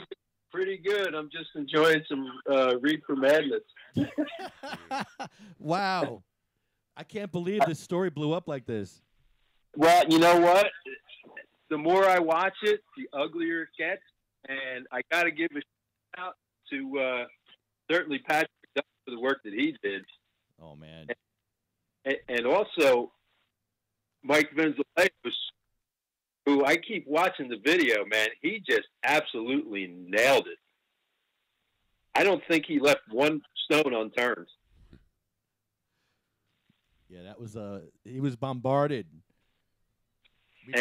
Yeah. I'm so looking tomorrow night. I know. Hey, Jeff, are you on speakerphone? Can you take me off speakerphone? I'm sorry. Yeah, I should know better. That's much better. Thank you. Yeah, I can't wait till tomorrow night, dude. You going to be there? Yes, I'm planning on being there. I've been in contact, not very good contact, with some of the people that I guess are sponsoring it, and apparently the format is it sounds very restrictive, but it sounds like you're not really going to have much of a chance to speak so much. I think they referred to it more of the question and answer period. Yeah, they're probably going to have people write down questions. Yeah, I was in contact with Aubrey. I hope she goes. And she made a suggestion that we should make up some signs in the event we really can't get our message out. That might be a better way to go, or even some pamphlets. So I'm going to probably print up some stuff today, or make up a few signs. Definitely calling Mayor Reed out for his flip-flop position on, what we know now is a flip-flop position on medical cannabis. But it's going to be fun to watch. It'll be interesting. The landfill thing is so funny because he was worried about Mikey V's jar that's stinking, and here he is stinking up a whole town. What the hell? Well, I'd really like to know. I'd really like to know if, in fact, they could actually smell it from where we were sitting. I'm sure they could smell it maybe when we got up and opened it right under their nose. But, yeah. But I tell you what, Hugh Giordano's people there from Garden State did make a nice, I forget what strain it was, but it was stinky, and it was really good. So got a shout out to Hugh. That was good stuff, man. And you killed it that night too. Everyone, it was just, and Jeff with the commie shirt. Oh yeah, some of the responses were like, oh, when they started telling Mike about he's not from Point Pleasant and stuff. I'm like, he can't be any ruder than that, you know? It's crazy stuff. Crazy. So, but what's it look like tomorrow for turnout wise? Doesn't matter. You think? Doesn't matter. Yeah, I know. All right, we got it covered, right? It's so much fun just going there and busting their balls. Yeah. Well, that's the way I'm looking at it. Tomorrow night, I'm looking at it just a fun night almost, you know? Yeah, again. and then we can just stick another hour in Mayor Reed's side, you know?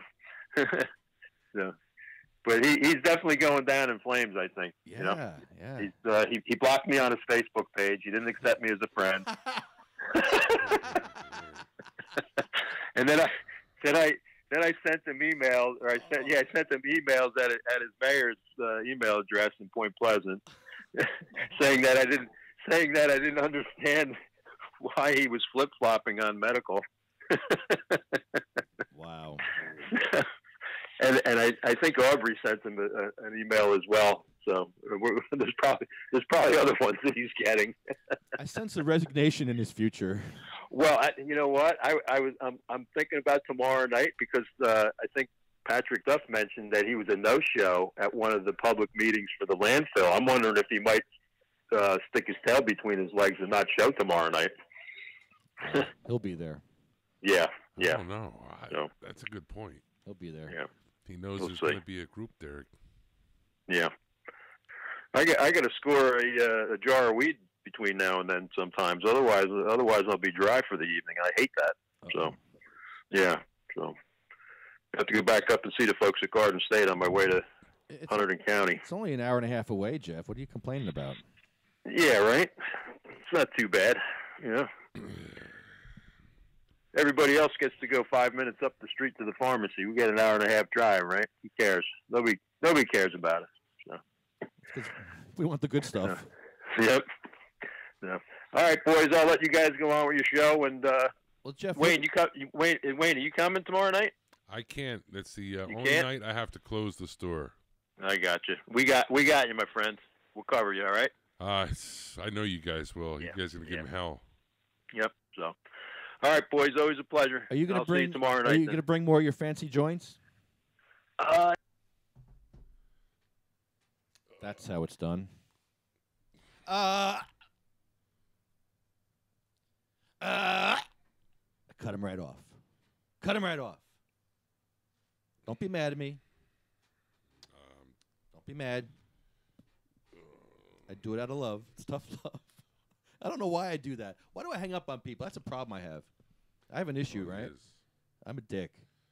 Probably started yeah. Girls used to hang up on you. They did, and I was I wasn't hugged as a child. That's the problem. I wasn't hugged. You were a deviant child. My daddy left when I was 3, and then I wasn't hugged the rest of the time. My grandma was too busy, but she was raising me. My grandma, she was cool. Grandma was cool. Grandma's the best. Grandmas are always the best, though. She always had food cooking. There's always a pot of something cooking. What's the matter? You got a headache, little guy? Yeah. Oh.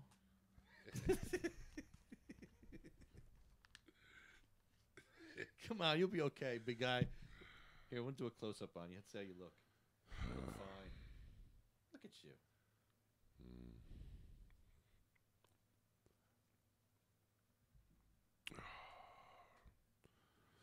You look fine. Look at you, man. Smile. Cheat. Cheat. I think you look fine. All right, there you go. I don't feel so fine. You just got some lumps on your head.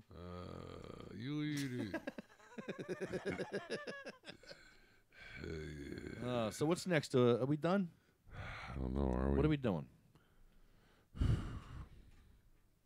don't know. What do we go? We could talk about the politics in Jersey, but do you really want to? Hey, it's your show. You're the host right now, so you do your thing. I mean, do the stuff you do the rest of the 23 hours when you're not here. Here, pretend you're in your car. Well, it's different. You don't realize when I'm in my car, I'm naked. I got a shirt on and that's it, and I'd be doing something down Get there. out of here! You stop it. You guys don't even know. That's obscene. It's not obscene because they can't tell. And I'll be like, yo, send pictures. Send pictures. Send pictures. Oh, yeah.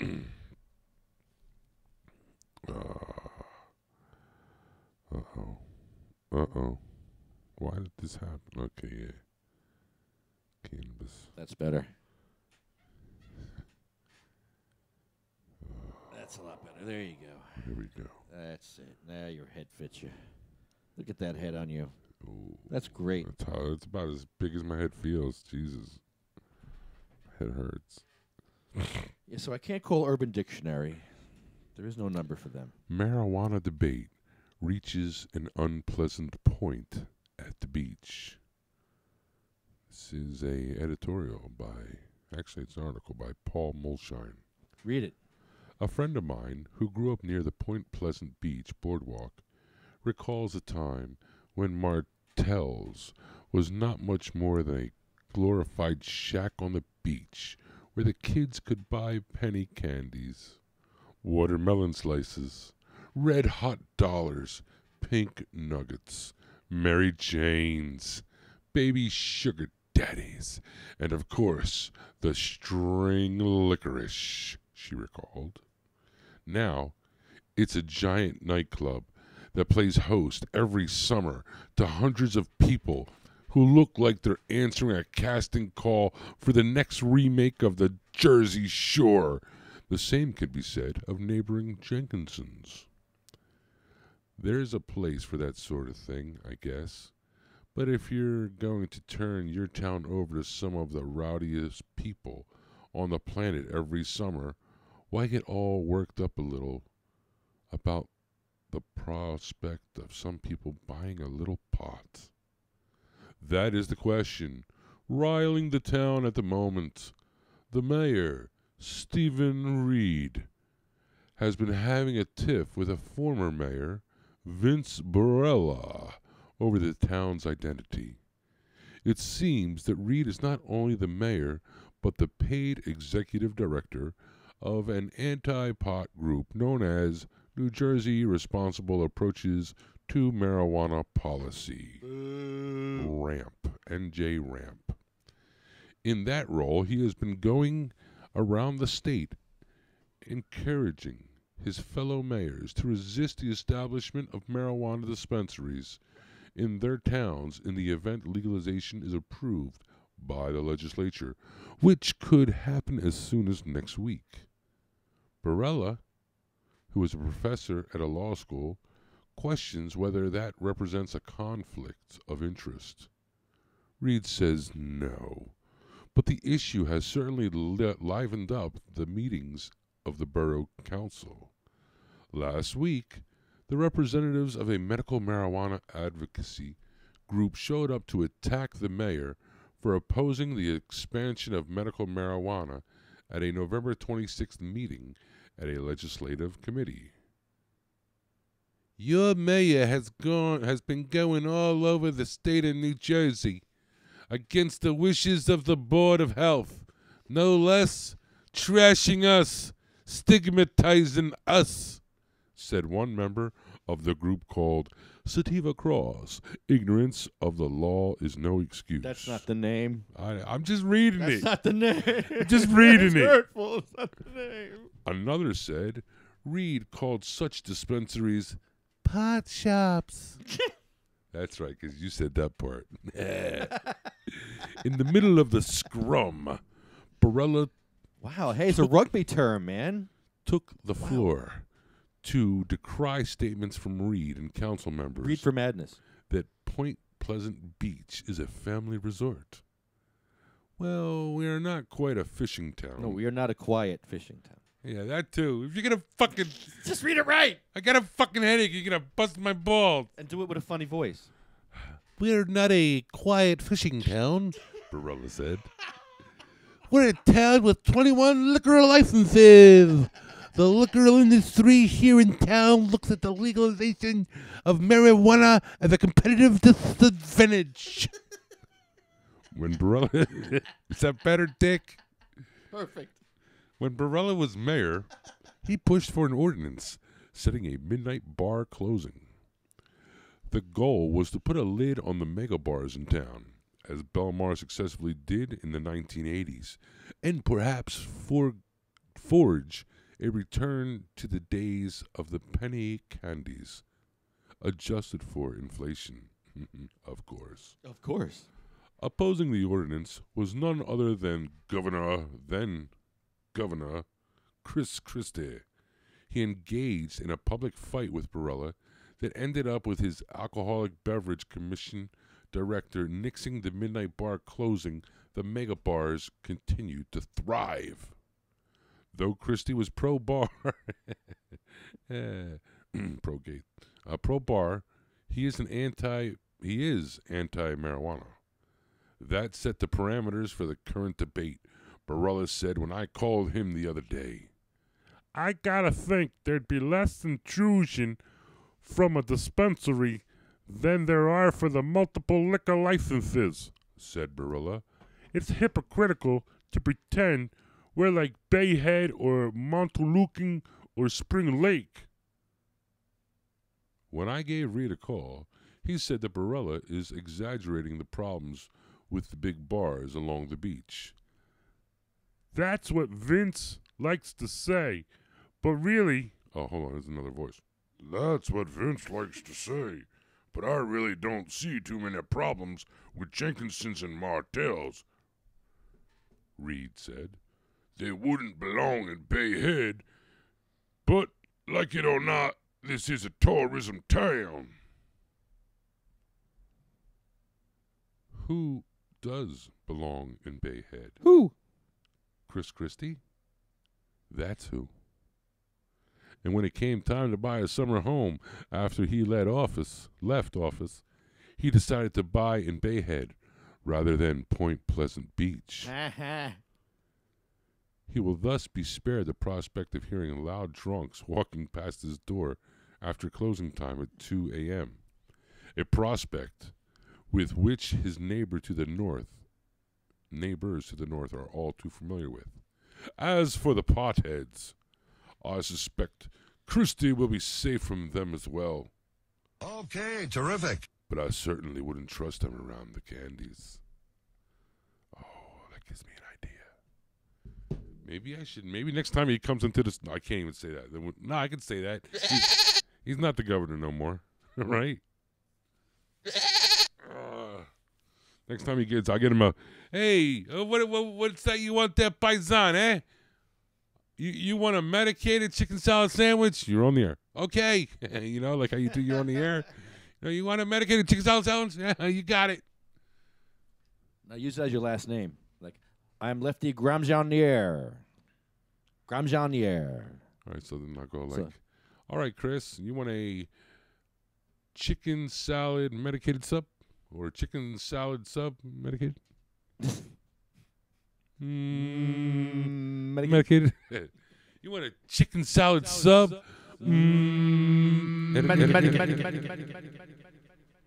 Yeah, I'll take some of that medicated.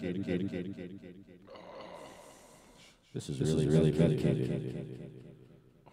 Oh, damn.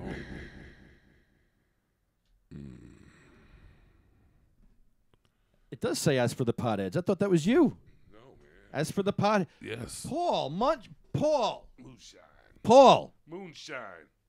How dare you, Paul? Paul Moonshine. I thought you were being cool to us, and then you're going, wow, really?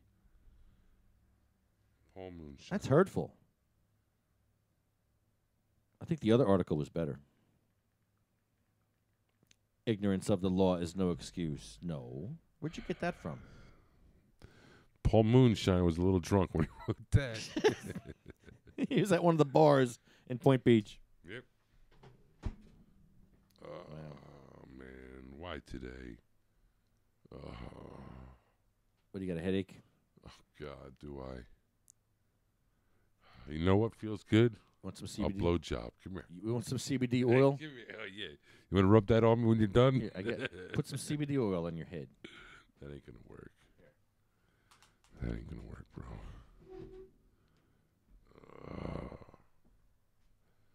It's a beautiful morning. Yeah, CBD oil. It's also got mint, and mint helps migraines. Are you supposed to eat it? No. Well, you could, No, but I'd put it on your head. Put it on my head? Yeah. Like an anointing? On your face, so you breathe it in. Put it in your mouth. Put it on your mustache, so you breathe it. In your mouth. Put it everywhere. Just don't contaminate the dipper.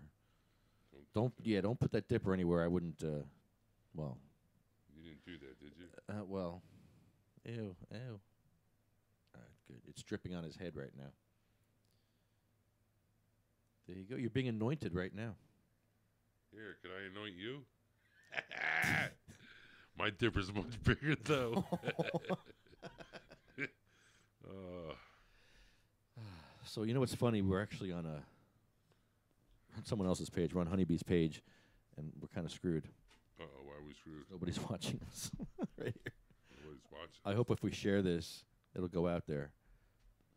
Nobody's watching us. Jeff Oakes is watching us, and that's it. I mean, I got more viewers than... This is funny. Yeah, you got more viewers than I do. Yo, what's a mixer go for? I'm not helping you. And your mutiny. It's not mutiny. It's mutiny, and your friend is not helpful. He's hurtful. He actually stayed home. I was like, yo, you can come over to help us out. He was like, nah, man. Thorne Peters is going live. So. Did he go live? Yeah. What happened? I don't know. I told him, give me the deal. Apparently, he just went live she went live 20 minutes ago. And what's going on? Nothing. I don't know. I'll find out. I'll get the answer. Let's do it. Let's find out, because I'm interested too. Even though your friend's being hurtful and putting other stuff on there. No, your friend's being hurtful. I think he might be a commie. Stop it. He's not a commie. He is hurtful to me. He doesn't like me, but he acts like he likes me when he's with me. One of those people. That's what I want. I promised an update. Now, I sat through most of the morning as usual. You take your day, you come down, you pay for parking, and sat through most of the calendar. And what happens? Here's what the judge actually said as he sits there on the bench. He goes, "Would you reschedule Mr. Peters for the 13th for Thursday? Because I don't want the drama Is that live? today." That's what Judge Lammy said Can we today. put that on the I'm camera? here at the courthouse, following the kingpin Thorne Peters, hoping to once again get another judge recused. Well, the paperwork was put in today for this judge to recuse himself. Judge Lammy, on the stand, barely audible, telling his clerk, "Would you please reschedule Mr. Peters for the 13th? I don't want the drama today." They don't care what they have you do. You can jump through as many hoops. I mean, here, I took my day off, paid for parking, and have done this many times, and they really, the judges, the people here, they don't care. They run all of this injustice system to suit themselves. So the kingpin is putting in no mens rea for us, no guilty mind for cannabis. It means we have every right to use it, just as Rosa Parks had a right to sit at the front of the bus. They're violating our rights when they prohibit it. Now, his original cannabis case is on appeal. That is a paperwork war, more so than what we're doing now with Jim Lammy. Jim Lammy is about his failure to appear and the 2 new cannabis charges for when he stood right in front of this courthouse, right down there, and sold pot for 2 hours as they ignored him. And then they charged him with failure to appear. So that's why the brouhaha here in the courthouse right now.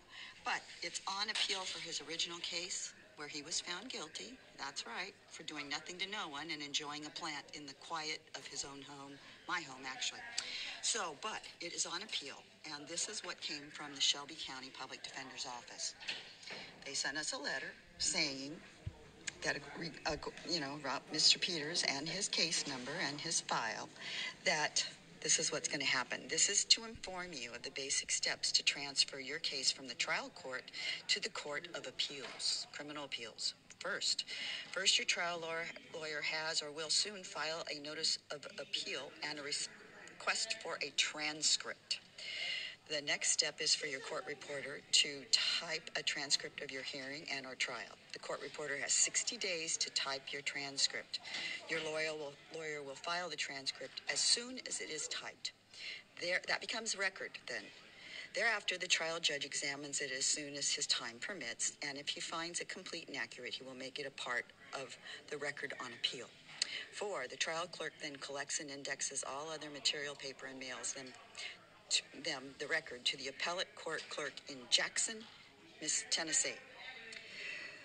5, the appellate court clerk notifies us when she receives the record. Then an appellate attorney will be assigned to your case or cases, and he or she will promptly write you a letter detailing subsequent proceedings. This takes around 6 months. Please keep me posted of any changes of address so that we can inform you of the developments on your appeal. Shelby County Public Defender, Appellate Secretary. This is dated October 17th of 2018.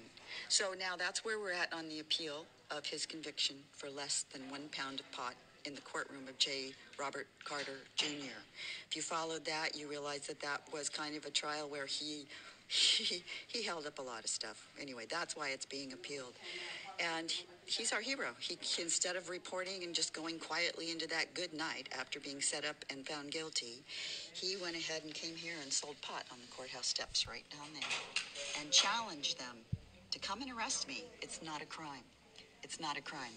Today was anticlimactic. I'll be back with you, I guess, on Thursday in front of Lammy. Judge Lammy today was heard, and the kingpin wasn't even in the courtroom, nor was the public defender, Harvey. Neither of those people were in the courtroom. I was the only one in there. And the judge tells the clerk, "Would you reset Mr. Peters for the Thursday, the 13th? So I don't want the drama today." That's, quote the judge, "I don't want the drama today." Well, he's going to have a lot of drama from us out in Cannabis Universe. Make sure you call this DA, 901-222-1300. Amy Wyrick, try the kingpin for cannabis. There's no mens rea for that. Let them know we aren't going away. 901-222-1300. Try the Kingpin for cannabis. There's no mens rea for that. Hang it up. If you're afraid of calling and talking to a live person, call after hours, fill up their boxes, make them go through it in the morning, and remind them they work for someone who's violating our rights. Amy Wyrick's in charge of all these judges here. She's the one who plays patty cake. They're all on the same team. So Lammy today, once again, quietly kind of mumbled through it and said, reset the Kingpin for the 13th. I don't want the drama today. I about jumped up and said, hey, will you pay for my parking and my day off, you know, from whatever else I might be doing? Because I came here and sat to listen to you say that you don't want the drama. You don't want the drama? Well, we're going to make them have drama. These judges don't like it, but we're going to have our way. I'll be back later with an update from, on the Freedom Cast around 4:20. We'll take a look at the motion to discharge all prohibition arrests. I'm going to finish reading that to you. That is a long document, but it is your freedom. Go to thornpeters.com and make yourself familiar with it. It's on the front page. As you scroll down, there's different PDFs that can be printable, with attorney, without attorney. There's no reason why anyone should be going to jail behind cannabis now, since that's there available for you. You will get a much better result if you use it.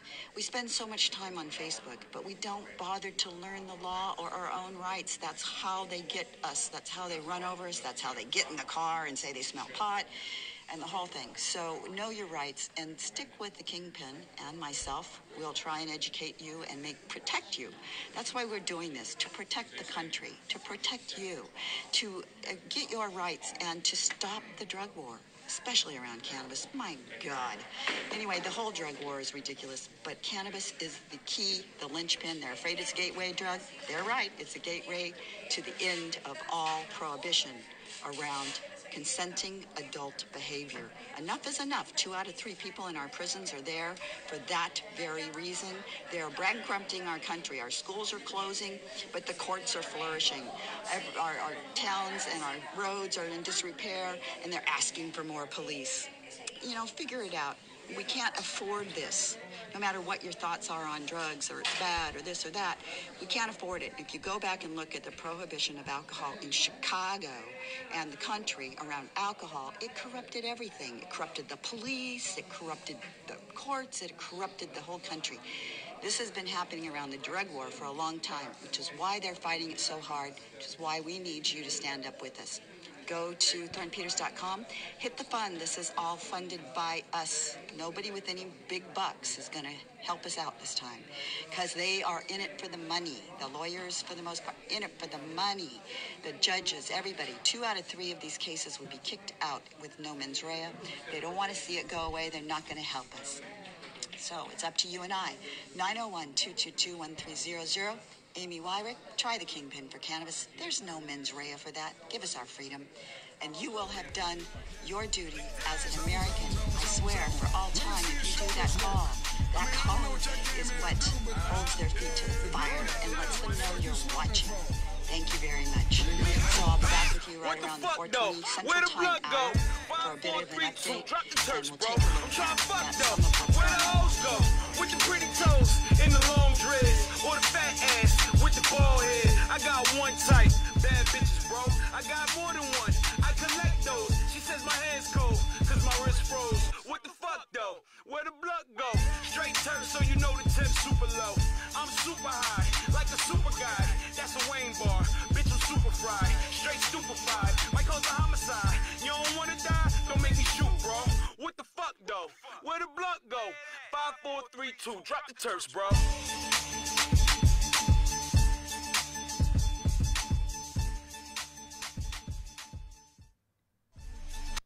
Wow. So that's it, huh? He's in there for another 2 years, I guess, right? Otherwise, what a waste of time, money, effort. This man's life. This man's life. What do you think he's saying in jail right now? Oh, ow, it hurts. Ow, it hurts. I am the law. And there's my big... I am the law. No mens rea. No, you got the wrong one. He's in jail. He's in jail? You are the motherfucking Antichrist! No, not that one. Which one? I am the law. No? And there's my big Jew. Really? He's not saying that. There's my thick Jew prick. Yep. There you go. I'm Big Dick Black. Nah. Hopefully that's not a celly. I can come 10 times a day. You don't want that as your celly. You don't want a celly that says that. I can come 10 times a day. That's the last thing you want. You are the motherfucking Antichrist! How does he keep getting in there? I got a dick hung on me 9 inches long.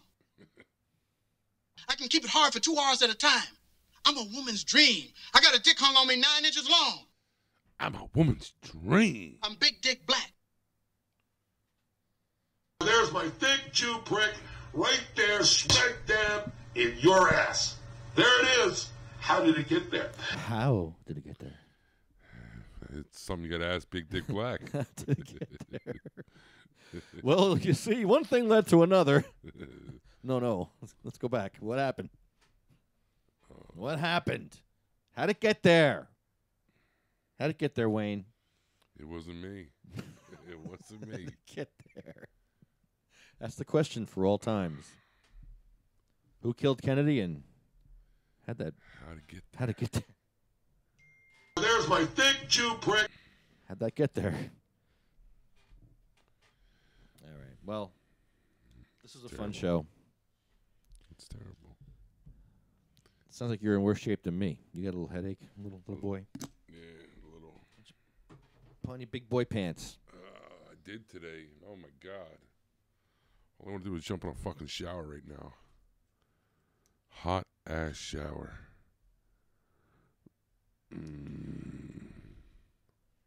CMMNJ.org, sativacross.com, magicalbutter.com. We haven't done the Magical Butter song in a long time. We should do that. It'll get banned on Facebook though because it's not copyrighted. Assholes. Let me find it. Don't do it. If it's going to get banned, don't do it. It's called Corazon de Melon. Corazon de Melon by Tommy Dorsey. And it's this song here, the Magical Butter theme. This one. Remember this?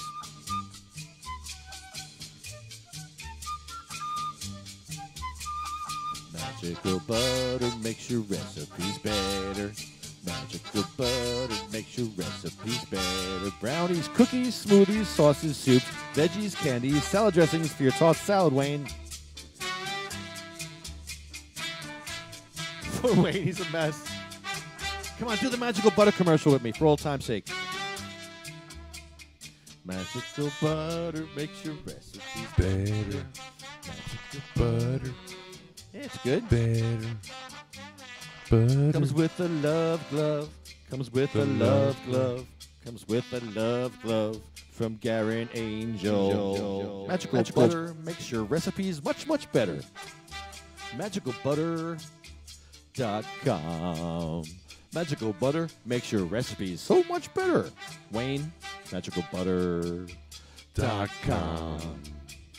Magical butter makes your recipes better. Magical butter makes your recipes better. Flute solo!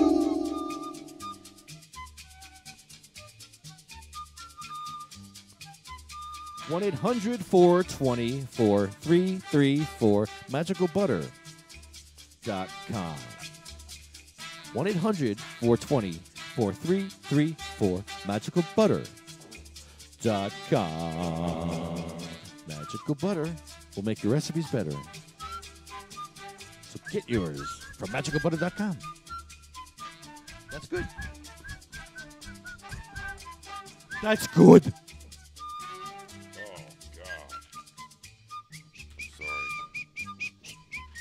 I can't whistle like that. Oh, I'm sorry. That's all I can say. That's all you can do. Magicalbutter.com. Good job. We haven't done that in a while. So they'll mute that. Facebook will mute that. Just like they mute everything else. They mute freedom. Mute some more freedom there, Facebook. Good job. Zuckered. You got zuckered. Fascist book. Thanks for nothing. Thanks for hurting freedom. So, magicalbutter.com. New Jersey Grannies for Grass. UFCW Local 152. David versus Autism.org. Medical-freedom.com. JacksonStorms.com. Arlo Glass. OprahMachine.com. Pure Puff Vapor Supply. And Sativa Cross West.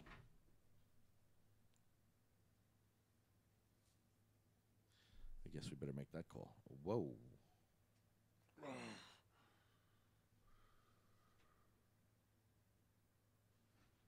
Why are you so quiet? Your podcast all day long, and then when you get here, you got nothing to talk about. See, this is your problem. You're all day long, you're going on podcasting, and then when you get here, you're like, okay, I'm podcasted out. This is what I mean. You're saturating. It's not that you're I'm killing everyone. I'm not podcasting. Yeah, out. all day. My head hurts. Trust me. Oh, There's a lot of shit I want to bitch about. Okay. I want to bitch about how Steve Sweeney's an asshole. New Jersey's gonna have a closed door meeting on Thursday. I tell you all to go down to the State House, but what for? It's a closed door meeting. And they're gonna discuss whether they're gonna try to pull out a cannabis bill or not. And then, ironically, news today, Phil Murphy, the governor, one of his big sticking points with the bill is this bill has a new makeup. My head hurts. It has a new Cannabis Regulatory Commission is what it's called. And Sweeney, Scootery, Scooby-Dooby-Dooby-Doo, and the Assembly Speaker, Coughlin. No, not Coughlin. Coughlin. All these guys, they want the Cannabis Regulatory Commission, which is kind of weird because they're all Democrats. And, of course, Democrats want more government. That's what they're all about. Big government. But the Democratic governor wants no part of that. So, yeah, my whole point, my head hurts. Otherwise, I would be bitching about all this shit. He's got lumps on his head that are bothering him. Shh. Oh, that sucks. Yeah, they look like they hurt, Wayne. They do. Those lumps. You should rub CBD oil on it or something. We did. He goes through this he's got lumps. That's why he treats me so mean. I can blame his lumps. Because you're lumpy? Yeah. He's mean to me because it's a real problem. He's lumpy, so he's mean to me. But I have to accept that meanness because he's lumpy. I got 2 lumpies in my pants, too. Oh, wow. Just saying, if you want to, take care of me. I thought you shit those. No. Wow. No, you got... I'm not going to talk about it. She's got some issues, I think. Birthdays. Here, I forgot. I almost forgot. I have issues? What? I almost forgot. Stool issues, yeah. You got a lot of pebbles. I almost forgot. I think you should look into that. You guys didn't even reply back. That's rude. Let's see if this works. Hold on.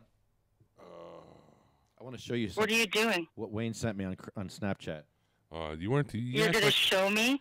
I can't see. Hold on. Well, I'm going to put on the big screen here. Hold on. Ew, with your dirty toilet and everything? Yes, I got to go clean that. Oh, God. Please, help us. Something about that toilet. I'll clean it, and about a week later, that brown rim comes back. I don't know what the fuck it is. Oh, gross. All right, here, watch this. I think it's my pee is too salty or something. I don't know. You need to drink more water. Shit like this that pisses me off. Look at that. Look at that. Look at that. I like how you narrate your Snapchat. You got a couple of U's, a couple of snakes. Look deep in there. You see? And what pisses me off about this is... Oh, let's give it the fucking wiggle. Oh, Lord. Wiggle, wiggle. Wiggle, wiggle. Hey. Oh, now it's all down in a crevice. Say goodbye to Hollywood. This is shit rape. This is shit That's rape. my second one today. Look at that toilet. Yeah, I gotta clean my fucking toilet. Fuck you. That's my second one today. If I would have fucking God, like I stacked knew you were that gonna shit- say that shit. Oh, those two together would have been fucking gorgeous. They would have been more shit than water. I give up. What's this? First off, yeah, I know the water is shitty as fuck and it's ugly. Is this as the shit right there. that looks like a rose? Is the best I can fucking do for a fucking rose. Ew, you know what? I'm going to throw up just thinking about it. I mean, you got the two fucking... Ew, there's a stop. lot of shit there. But again, that's the... Oh, my God. I could do... Oh, I'm going to throw up. I quit. I'm not trying no more roses. It's too fucking hard. Say goodbye. Ew, stop. Oh, my God. Oh, shit soup. Yeah, baby. Are you really throwing up? Oh, God, I'm crying. Shit soup. Crying. That's horrible, Wayne. You're welcome. That's shit rape. That is. It's not funny. Oh, that's hurtful. Almost paradise. How could we ask for I could almost smell it. Did you fart? I did about a minute ago. Oh, It's trying to give you the full I'm effect. really going to throw up right now. I'm really going to fucking... I leave you with that. Have a good day, my friend. And that is your gift from me. A rose. Wow. That's really hurtful.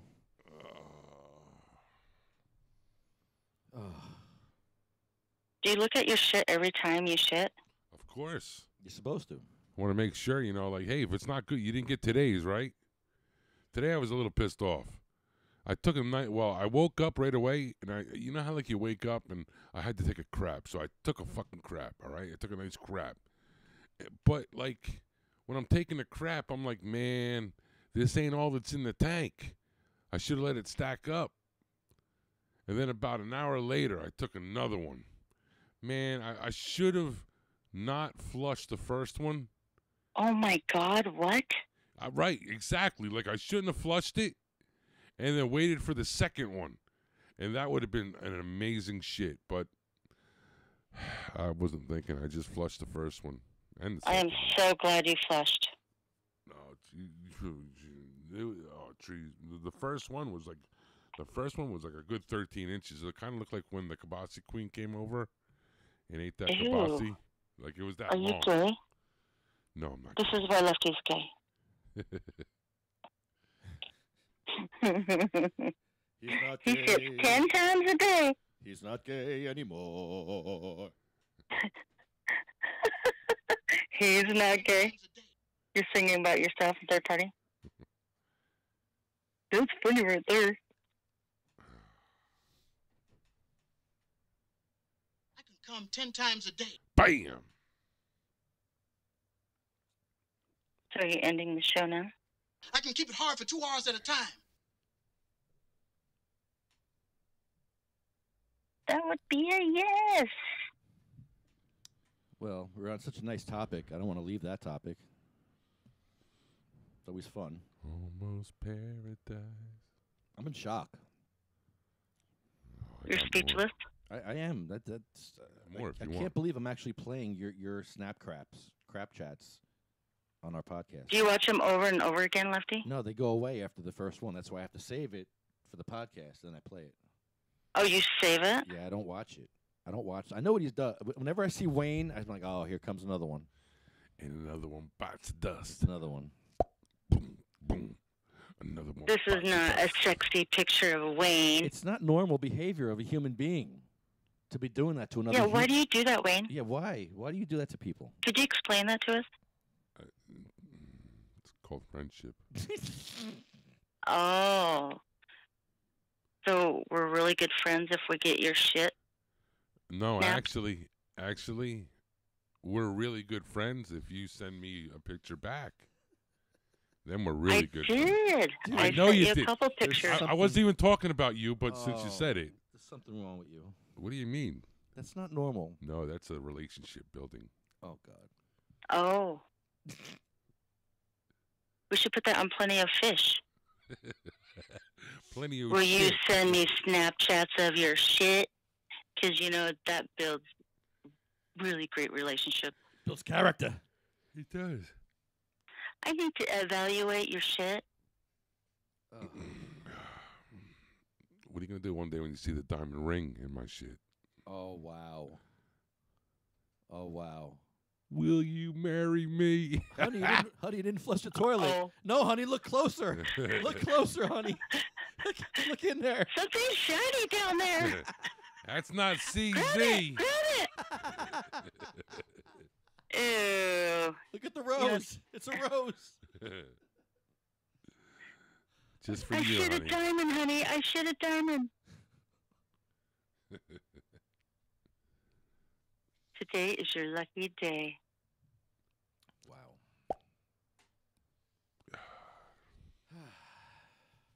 That's great, Wayne.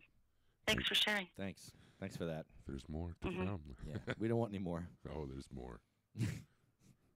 Well, maybe if you did another Burrini brown ribbon, that was good. Yeah. Put some more council people in brown ribbons. Could you start shitting people like Donald Trump? Ooh. Wow. Now that I like. Hello. You have goals, Wayne. Goals. That gives me direction. I like that. You're welcome. I like that. I'm gonna try that. I'm gonna try to shit Trump. Eat some Cheetos. There you go. That's funny. Maybe you could eat some hair. Oh no! I hate hair. That's why I don't eat. Whatever. Hair's no good. You don't eat armpits? Please.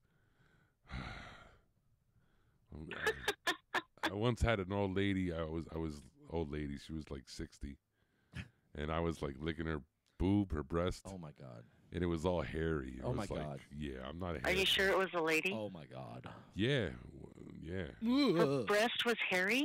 Yes. The nipples, Are you right around the serious? nipples. It was. Really? Yes. Really? Yeah. It was shocking. It really was. Oh, that's hurtful. I had to start playing with the hoochie kanani because I just gave up on the boobs. I was just like, okay. She's like, what's the matter? Is everything all right? And I was like, yeah. Just make sure you fucking. It's fine. Shave them. Could you shave everything below the chin? From the chin down? Everything's fine, honey. Ew. She made up for it, though. I gotta say that. Took her teeth out. No. Oh. When I was done, okay, she went to the bathroom, got a nice hot cloth towel. Oh man. And she came. Never mind. And then she had hairy nipples. Yeah, I couldn't. I can't look past that. I can't not think past that. I had to Ew. close my eyes. It was. Yeah. Next time.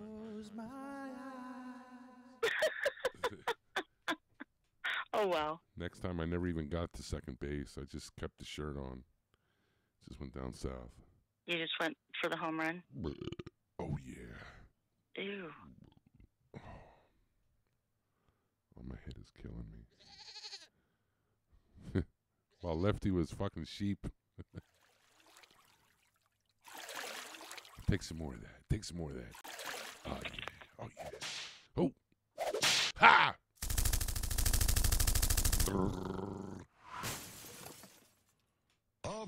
Okay, terrific. Okay. And the list.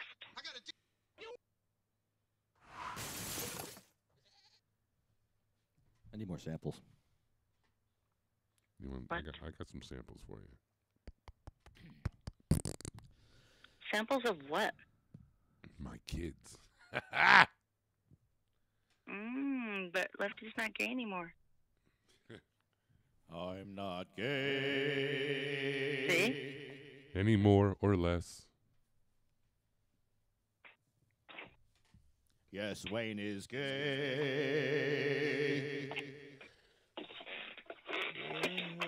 I'm not gay anymore. I'm not gay anymore. Yes, Wayne is gay.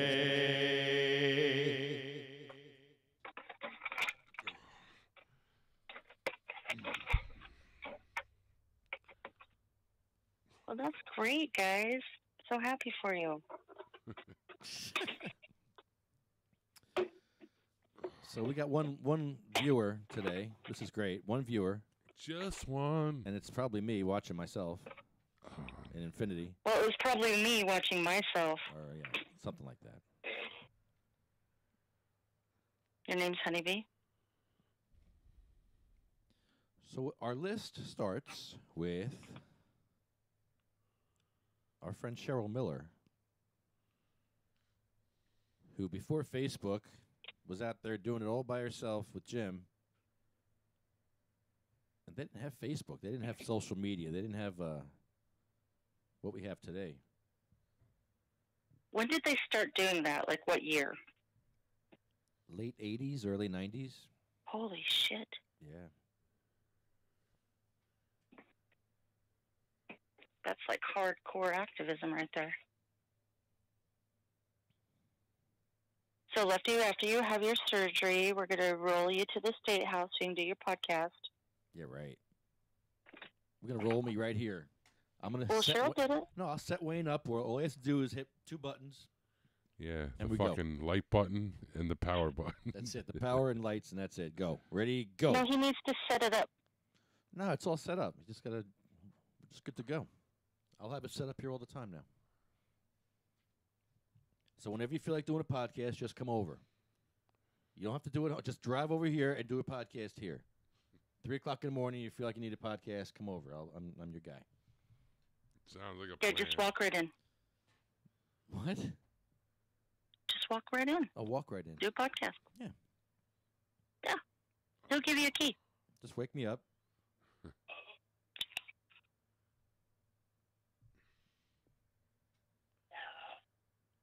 Sabina Rose just had her anniversary. It's been 5 years. Yeah, poor baby. Poor baby had a 26-hour seizure, a 25-hour seizure. That's brutal, man. That's brutal for anybody, but a poor little baby.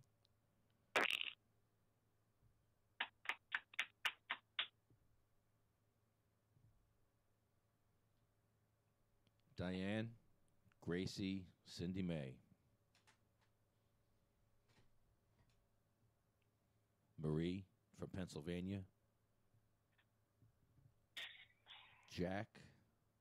Joan Ford, the book that you just heard Wayne read before, that was Joan Ford's book. The Falling Sickness. What she went through. The rest of that book is all her story.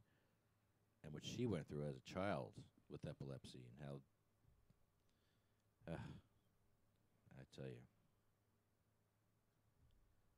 We got some ignorant people in this country, man.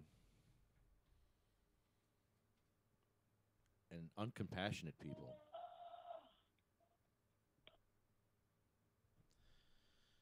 Randy Robertson had the Whipple procedure done.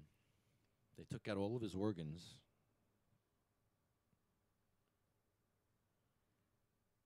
Then they gave him cannabis oil. I think they should give you cannabis oil before they rip out all your friggin' guts.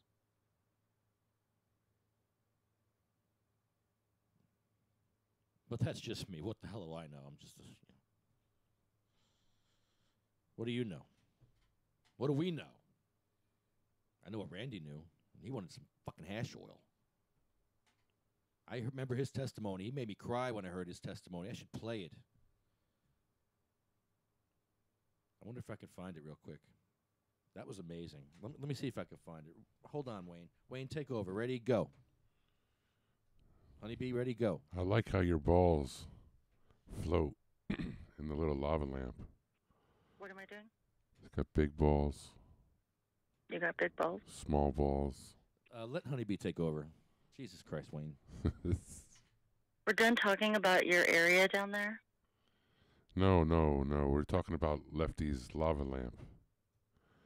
Or it could be his butt plug for all we know. Oh, sorry. I thought we weren't talking about that. We're having a moment. No, we're trying to... This is serious right now. I know. Well, you see, our sound guy doesn't have the sound queued up. He doesn't have the sound queued up? No, so we're trying to kill time so he could find the actual speech. Or who?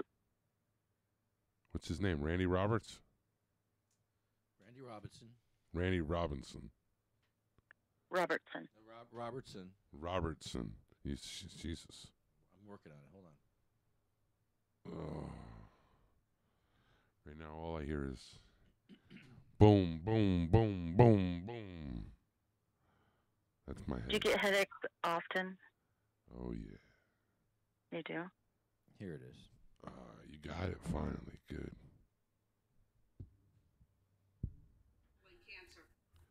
You playing it?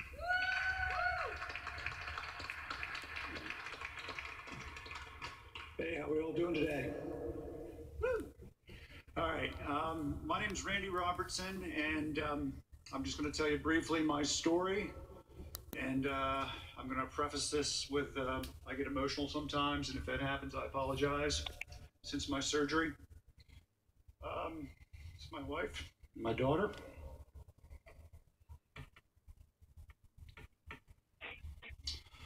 So, I was diagnosed in March with stage 4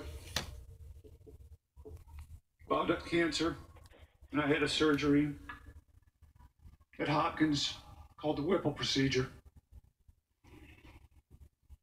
And they tore out my bile duct and my gallbladder, my small intestine, part of my liver, part of my pancreas, part of my stomach. And they told me I might be cured. It was cool. I mean, I had the surgery, you know? So I'm scheduled for chemo, and my weight keeps dropping. I'm down to 147 pounds. My wife doesn't want me to start chemo because she thinks it's going to kill me. So we had a scan just to make sure the cancer hadn't returned. And it had.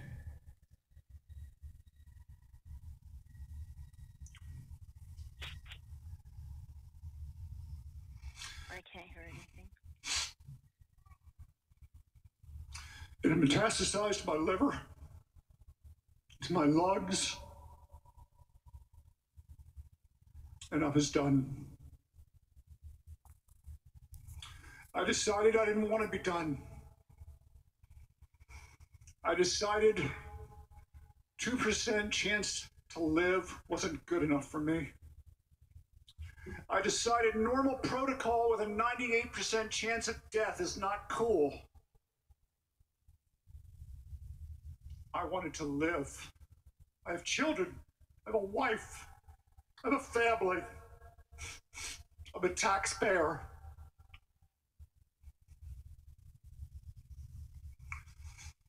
My mother prayed. Someone came to my door. I hadn't seen him in 15 years. He said, I heard you need the oil. I had no idea what he was talking about.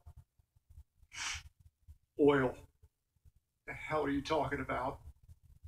Magic shit. I tried it. What did I have to lose? I'm going to die. I got up the next morning, and I'd been on morphine, oxycodone, and all the other stuff I had to take.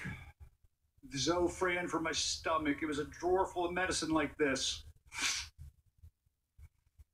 I wanted to take a shower. I wanted to walk my dog. I had hope. I felt good.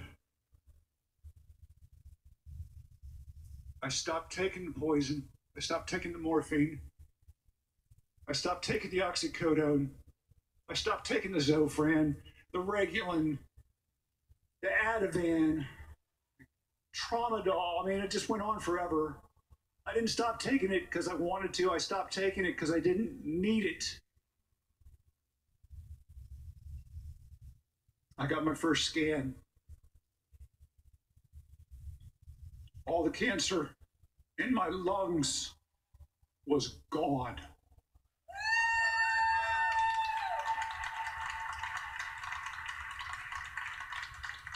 I'm going to tell you that one more time. I got my first scan. All the cancer in my lungs was gone. Who would keep this from people? Who? Why? All the cancer in my liver, all the tumors resolved. All the tumors that had not resolved had shrank, and all the tumors that were micro, small tumors remained the same. They had never seen a scan like that in their lives. At Johns Hopkins. So, you see my before and my after on my poster. I'm here to tell you my story. I'm telling you it works. That's it, you know?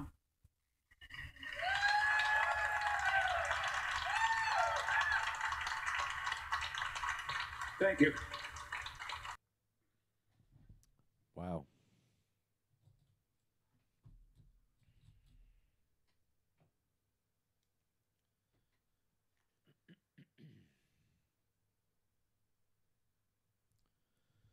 Polly Connolly, Bill Buckman, Chad,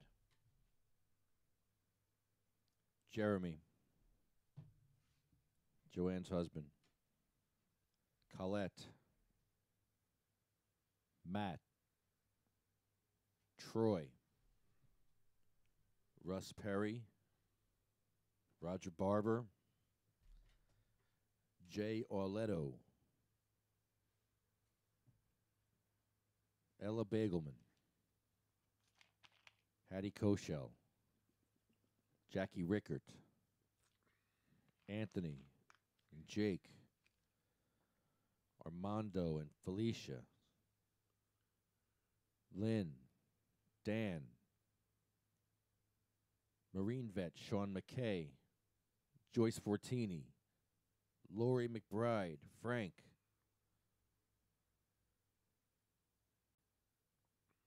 and our final name on this awful list.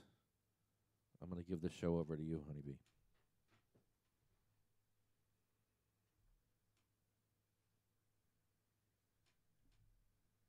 You still there?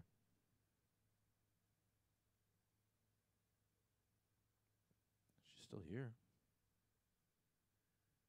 I don't know what happened. Can you hear me? Can you hear me? That's weird. Hold on. How about now? Really? Really? What happened? That's weird. Okay, the show's yours. Ready, go. And we're on the last name, Yes. which is Michael Dillon, my son, who passed away from a seizure. And cannabis definitely helped take those away. But cannabis is not cheap. So if everyone can give 10%, give a tithing to someone in need, whether it's cannabis or money to help them get cannabis or medibles or something, because it really does save lives and it does make a difference. I was noticing some people in Oregon are asking people if they need help, and they're helping with cannabis here, and there's just an overwhelming amount of people that need help.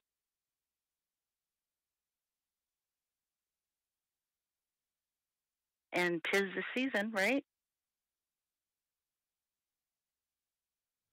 Good time for a tithing. Right.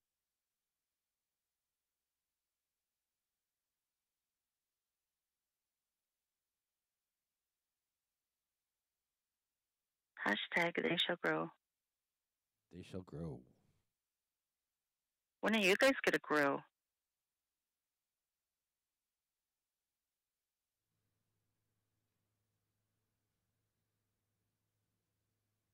Did they say how long before you guys can grow? Wayne? No. No. It's just a bad joke, Honeybee. Just a bad joke.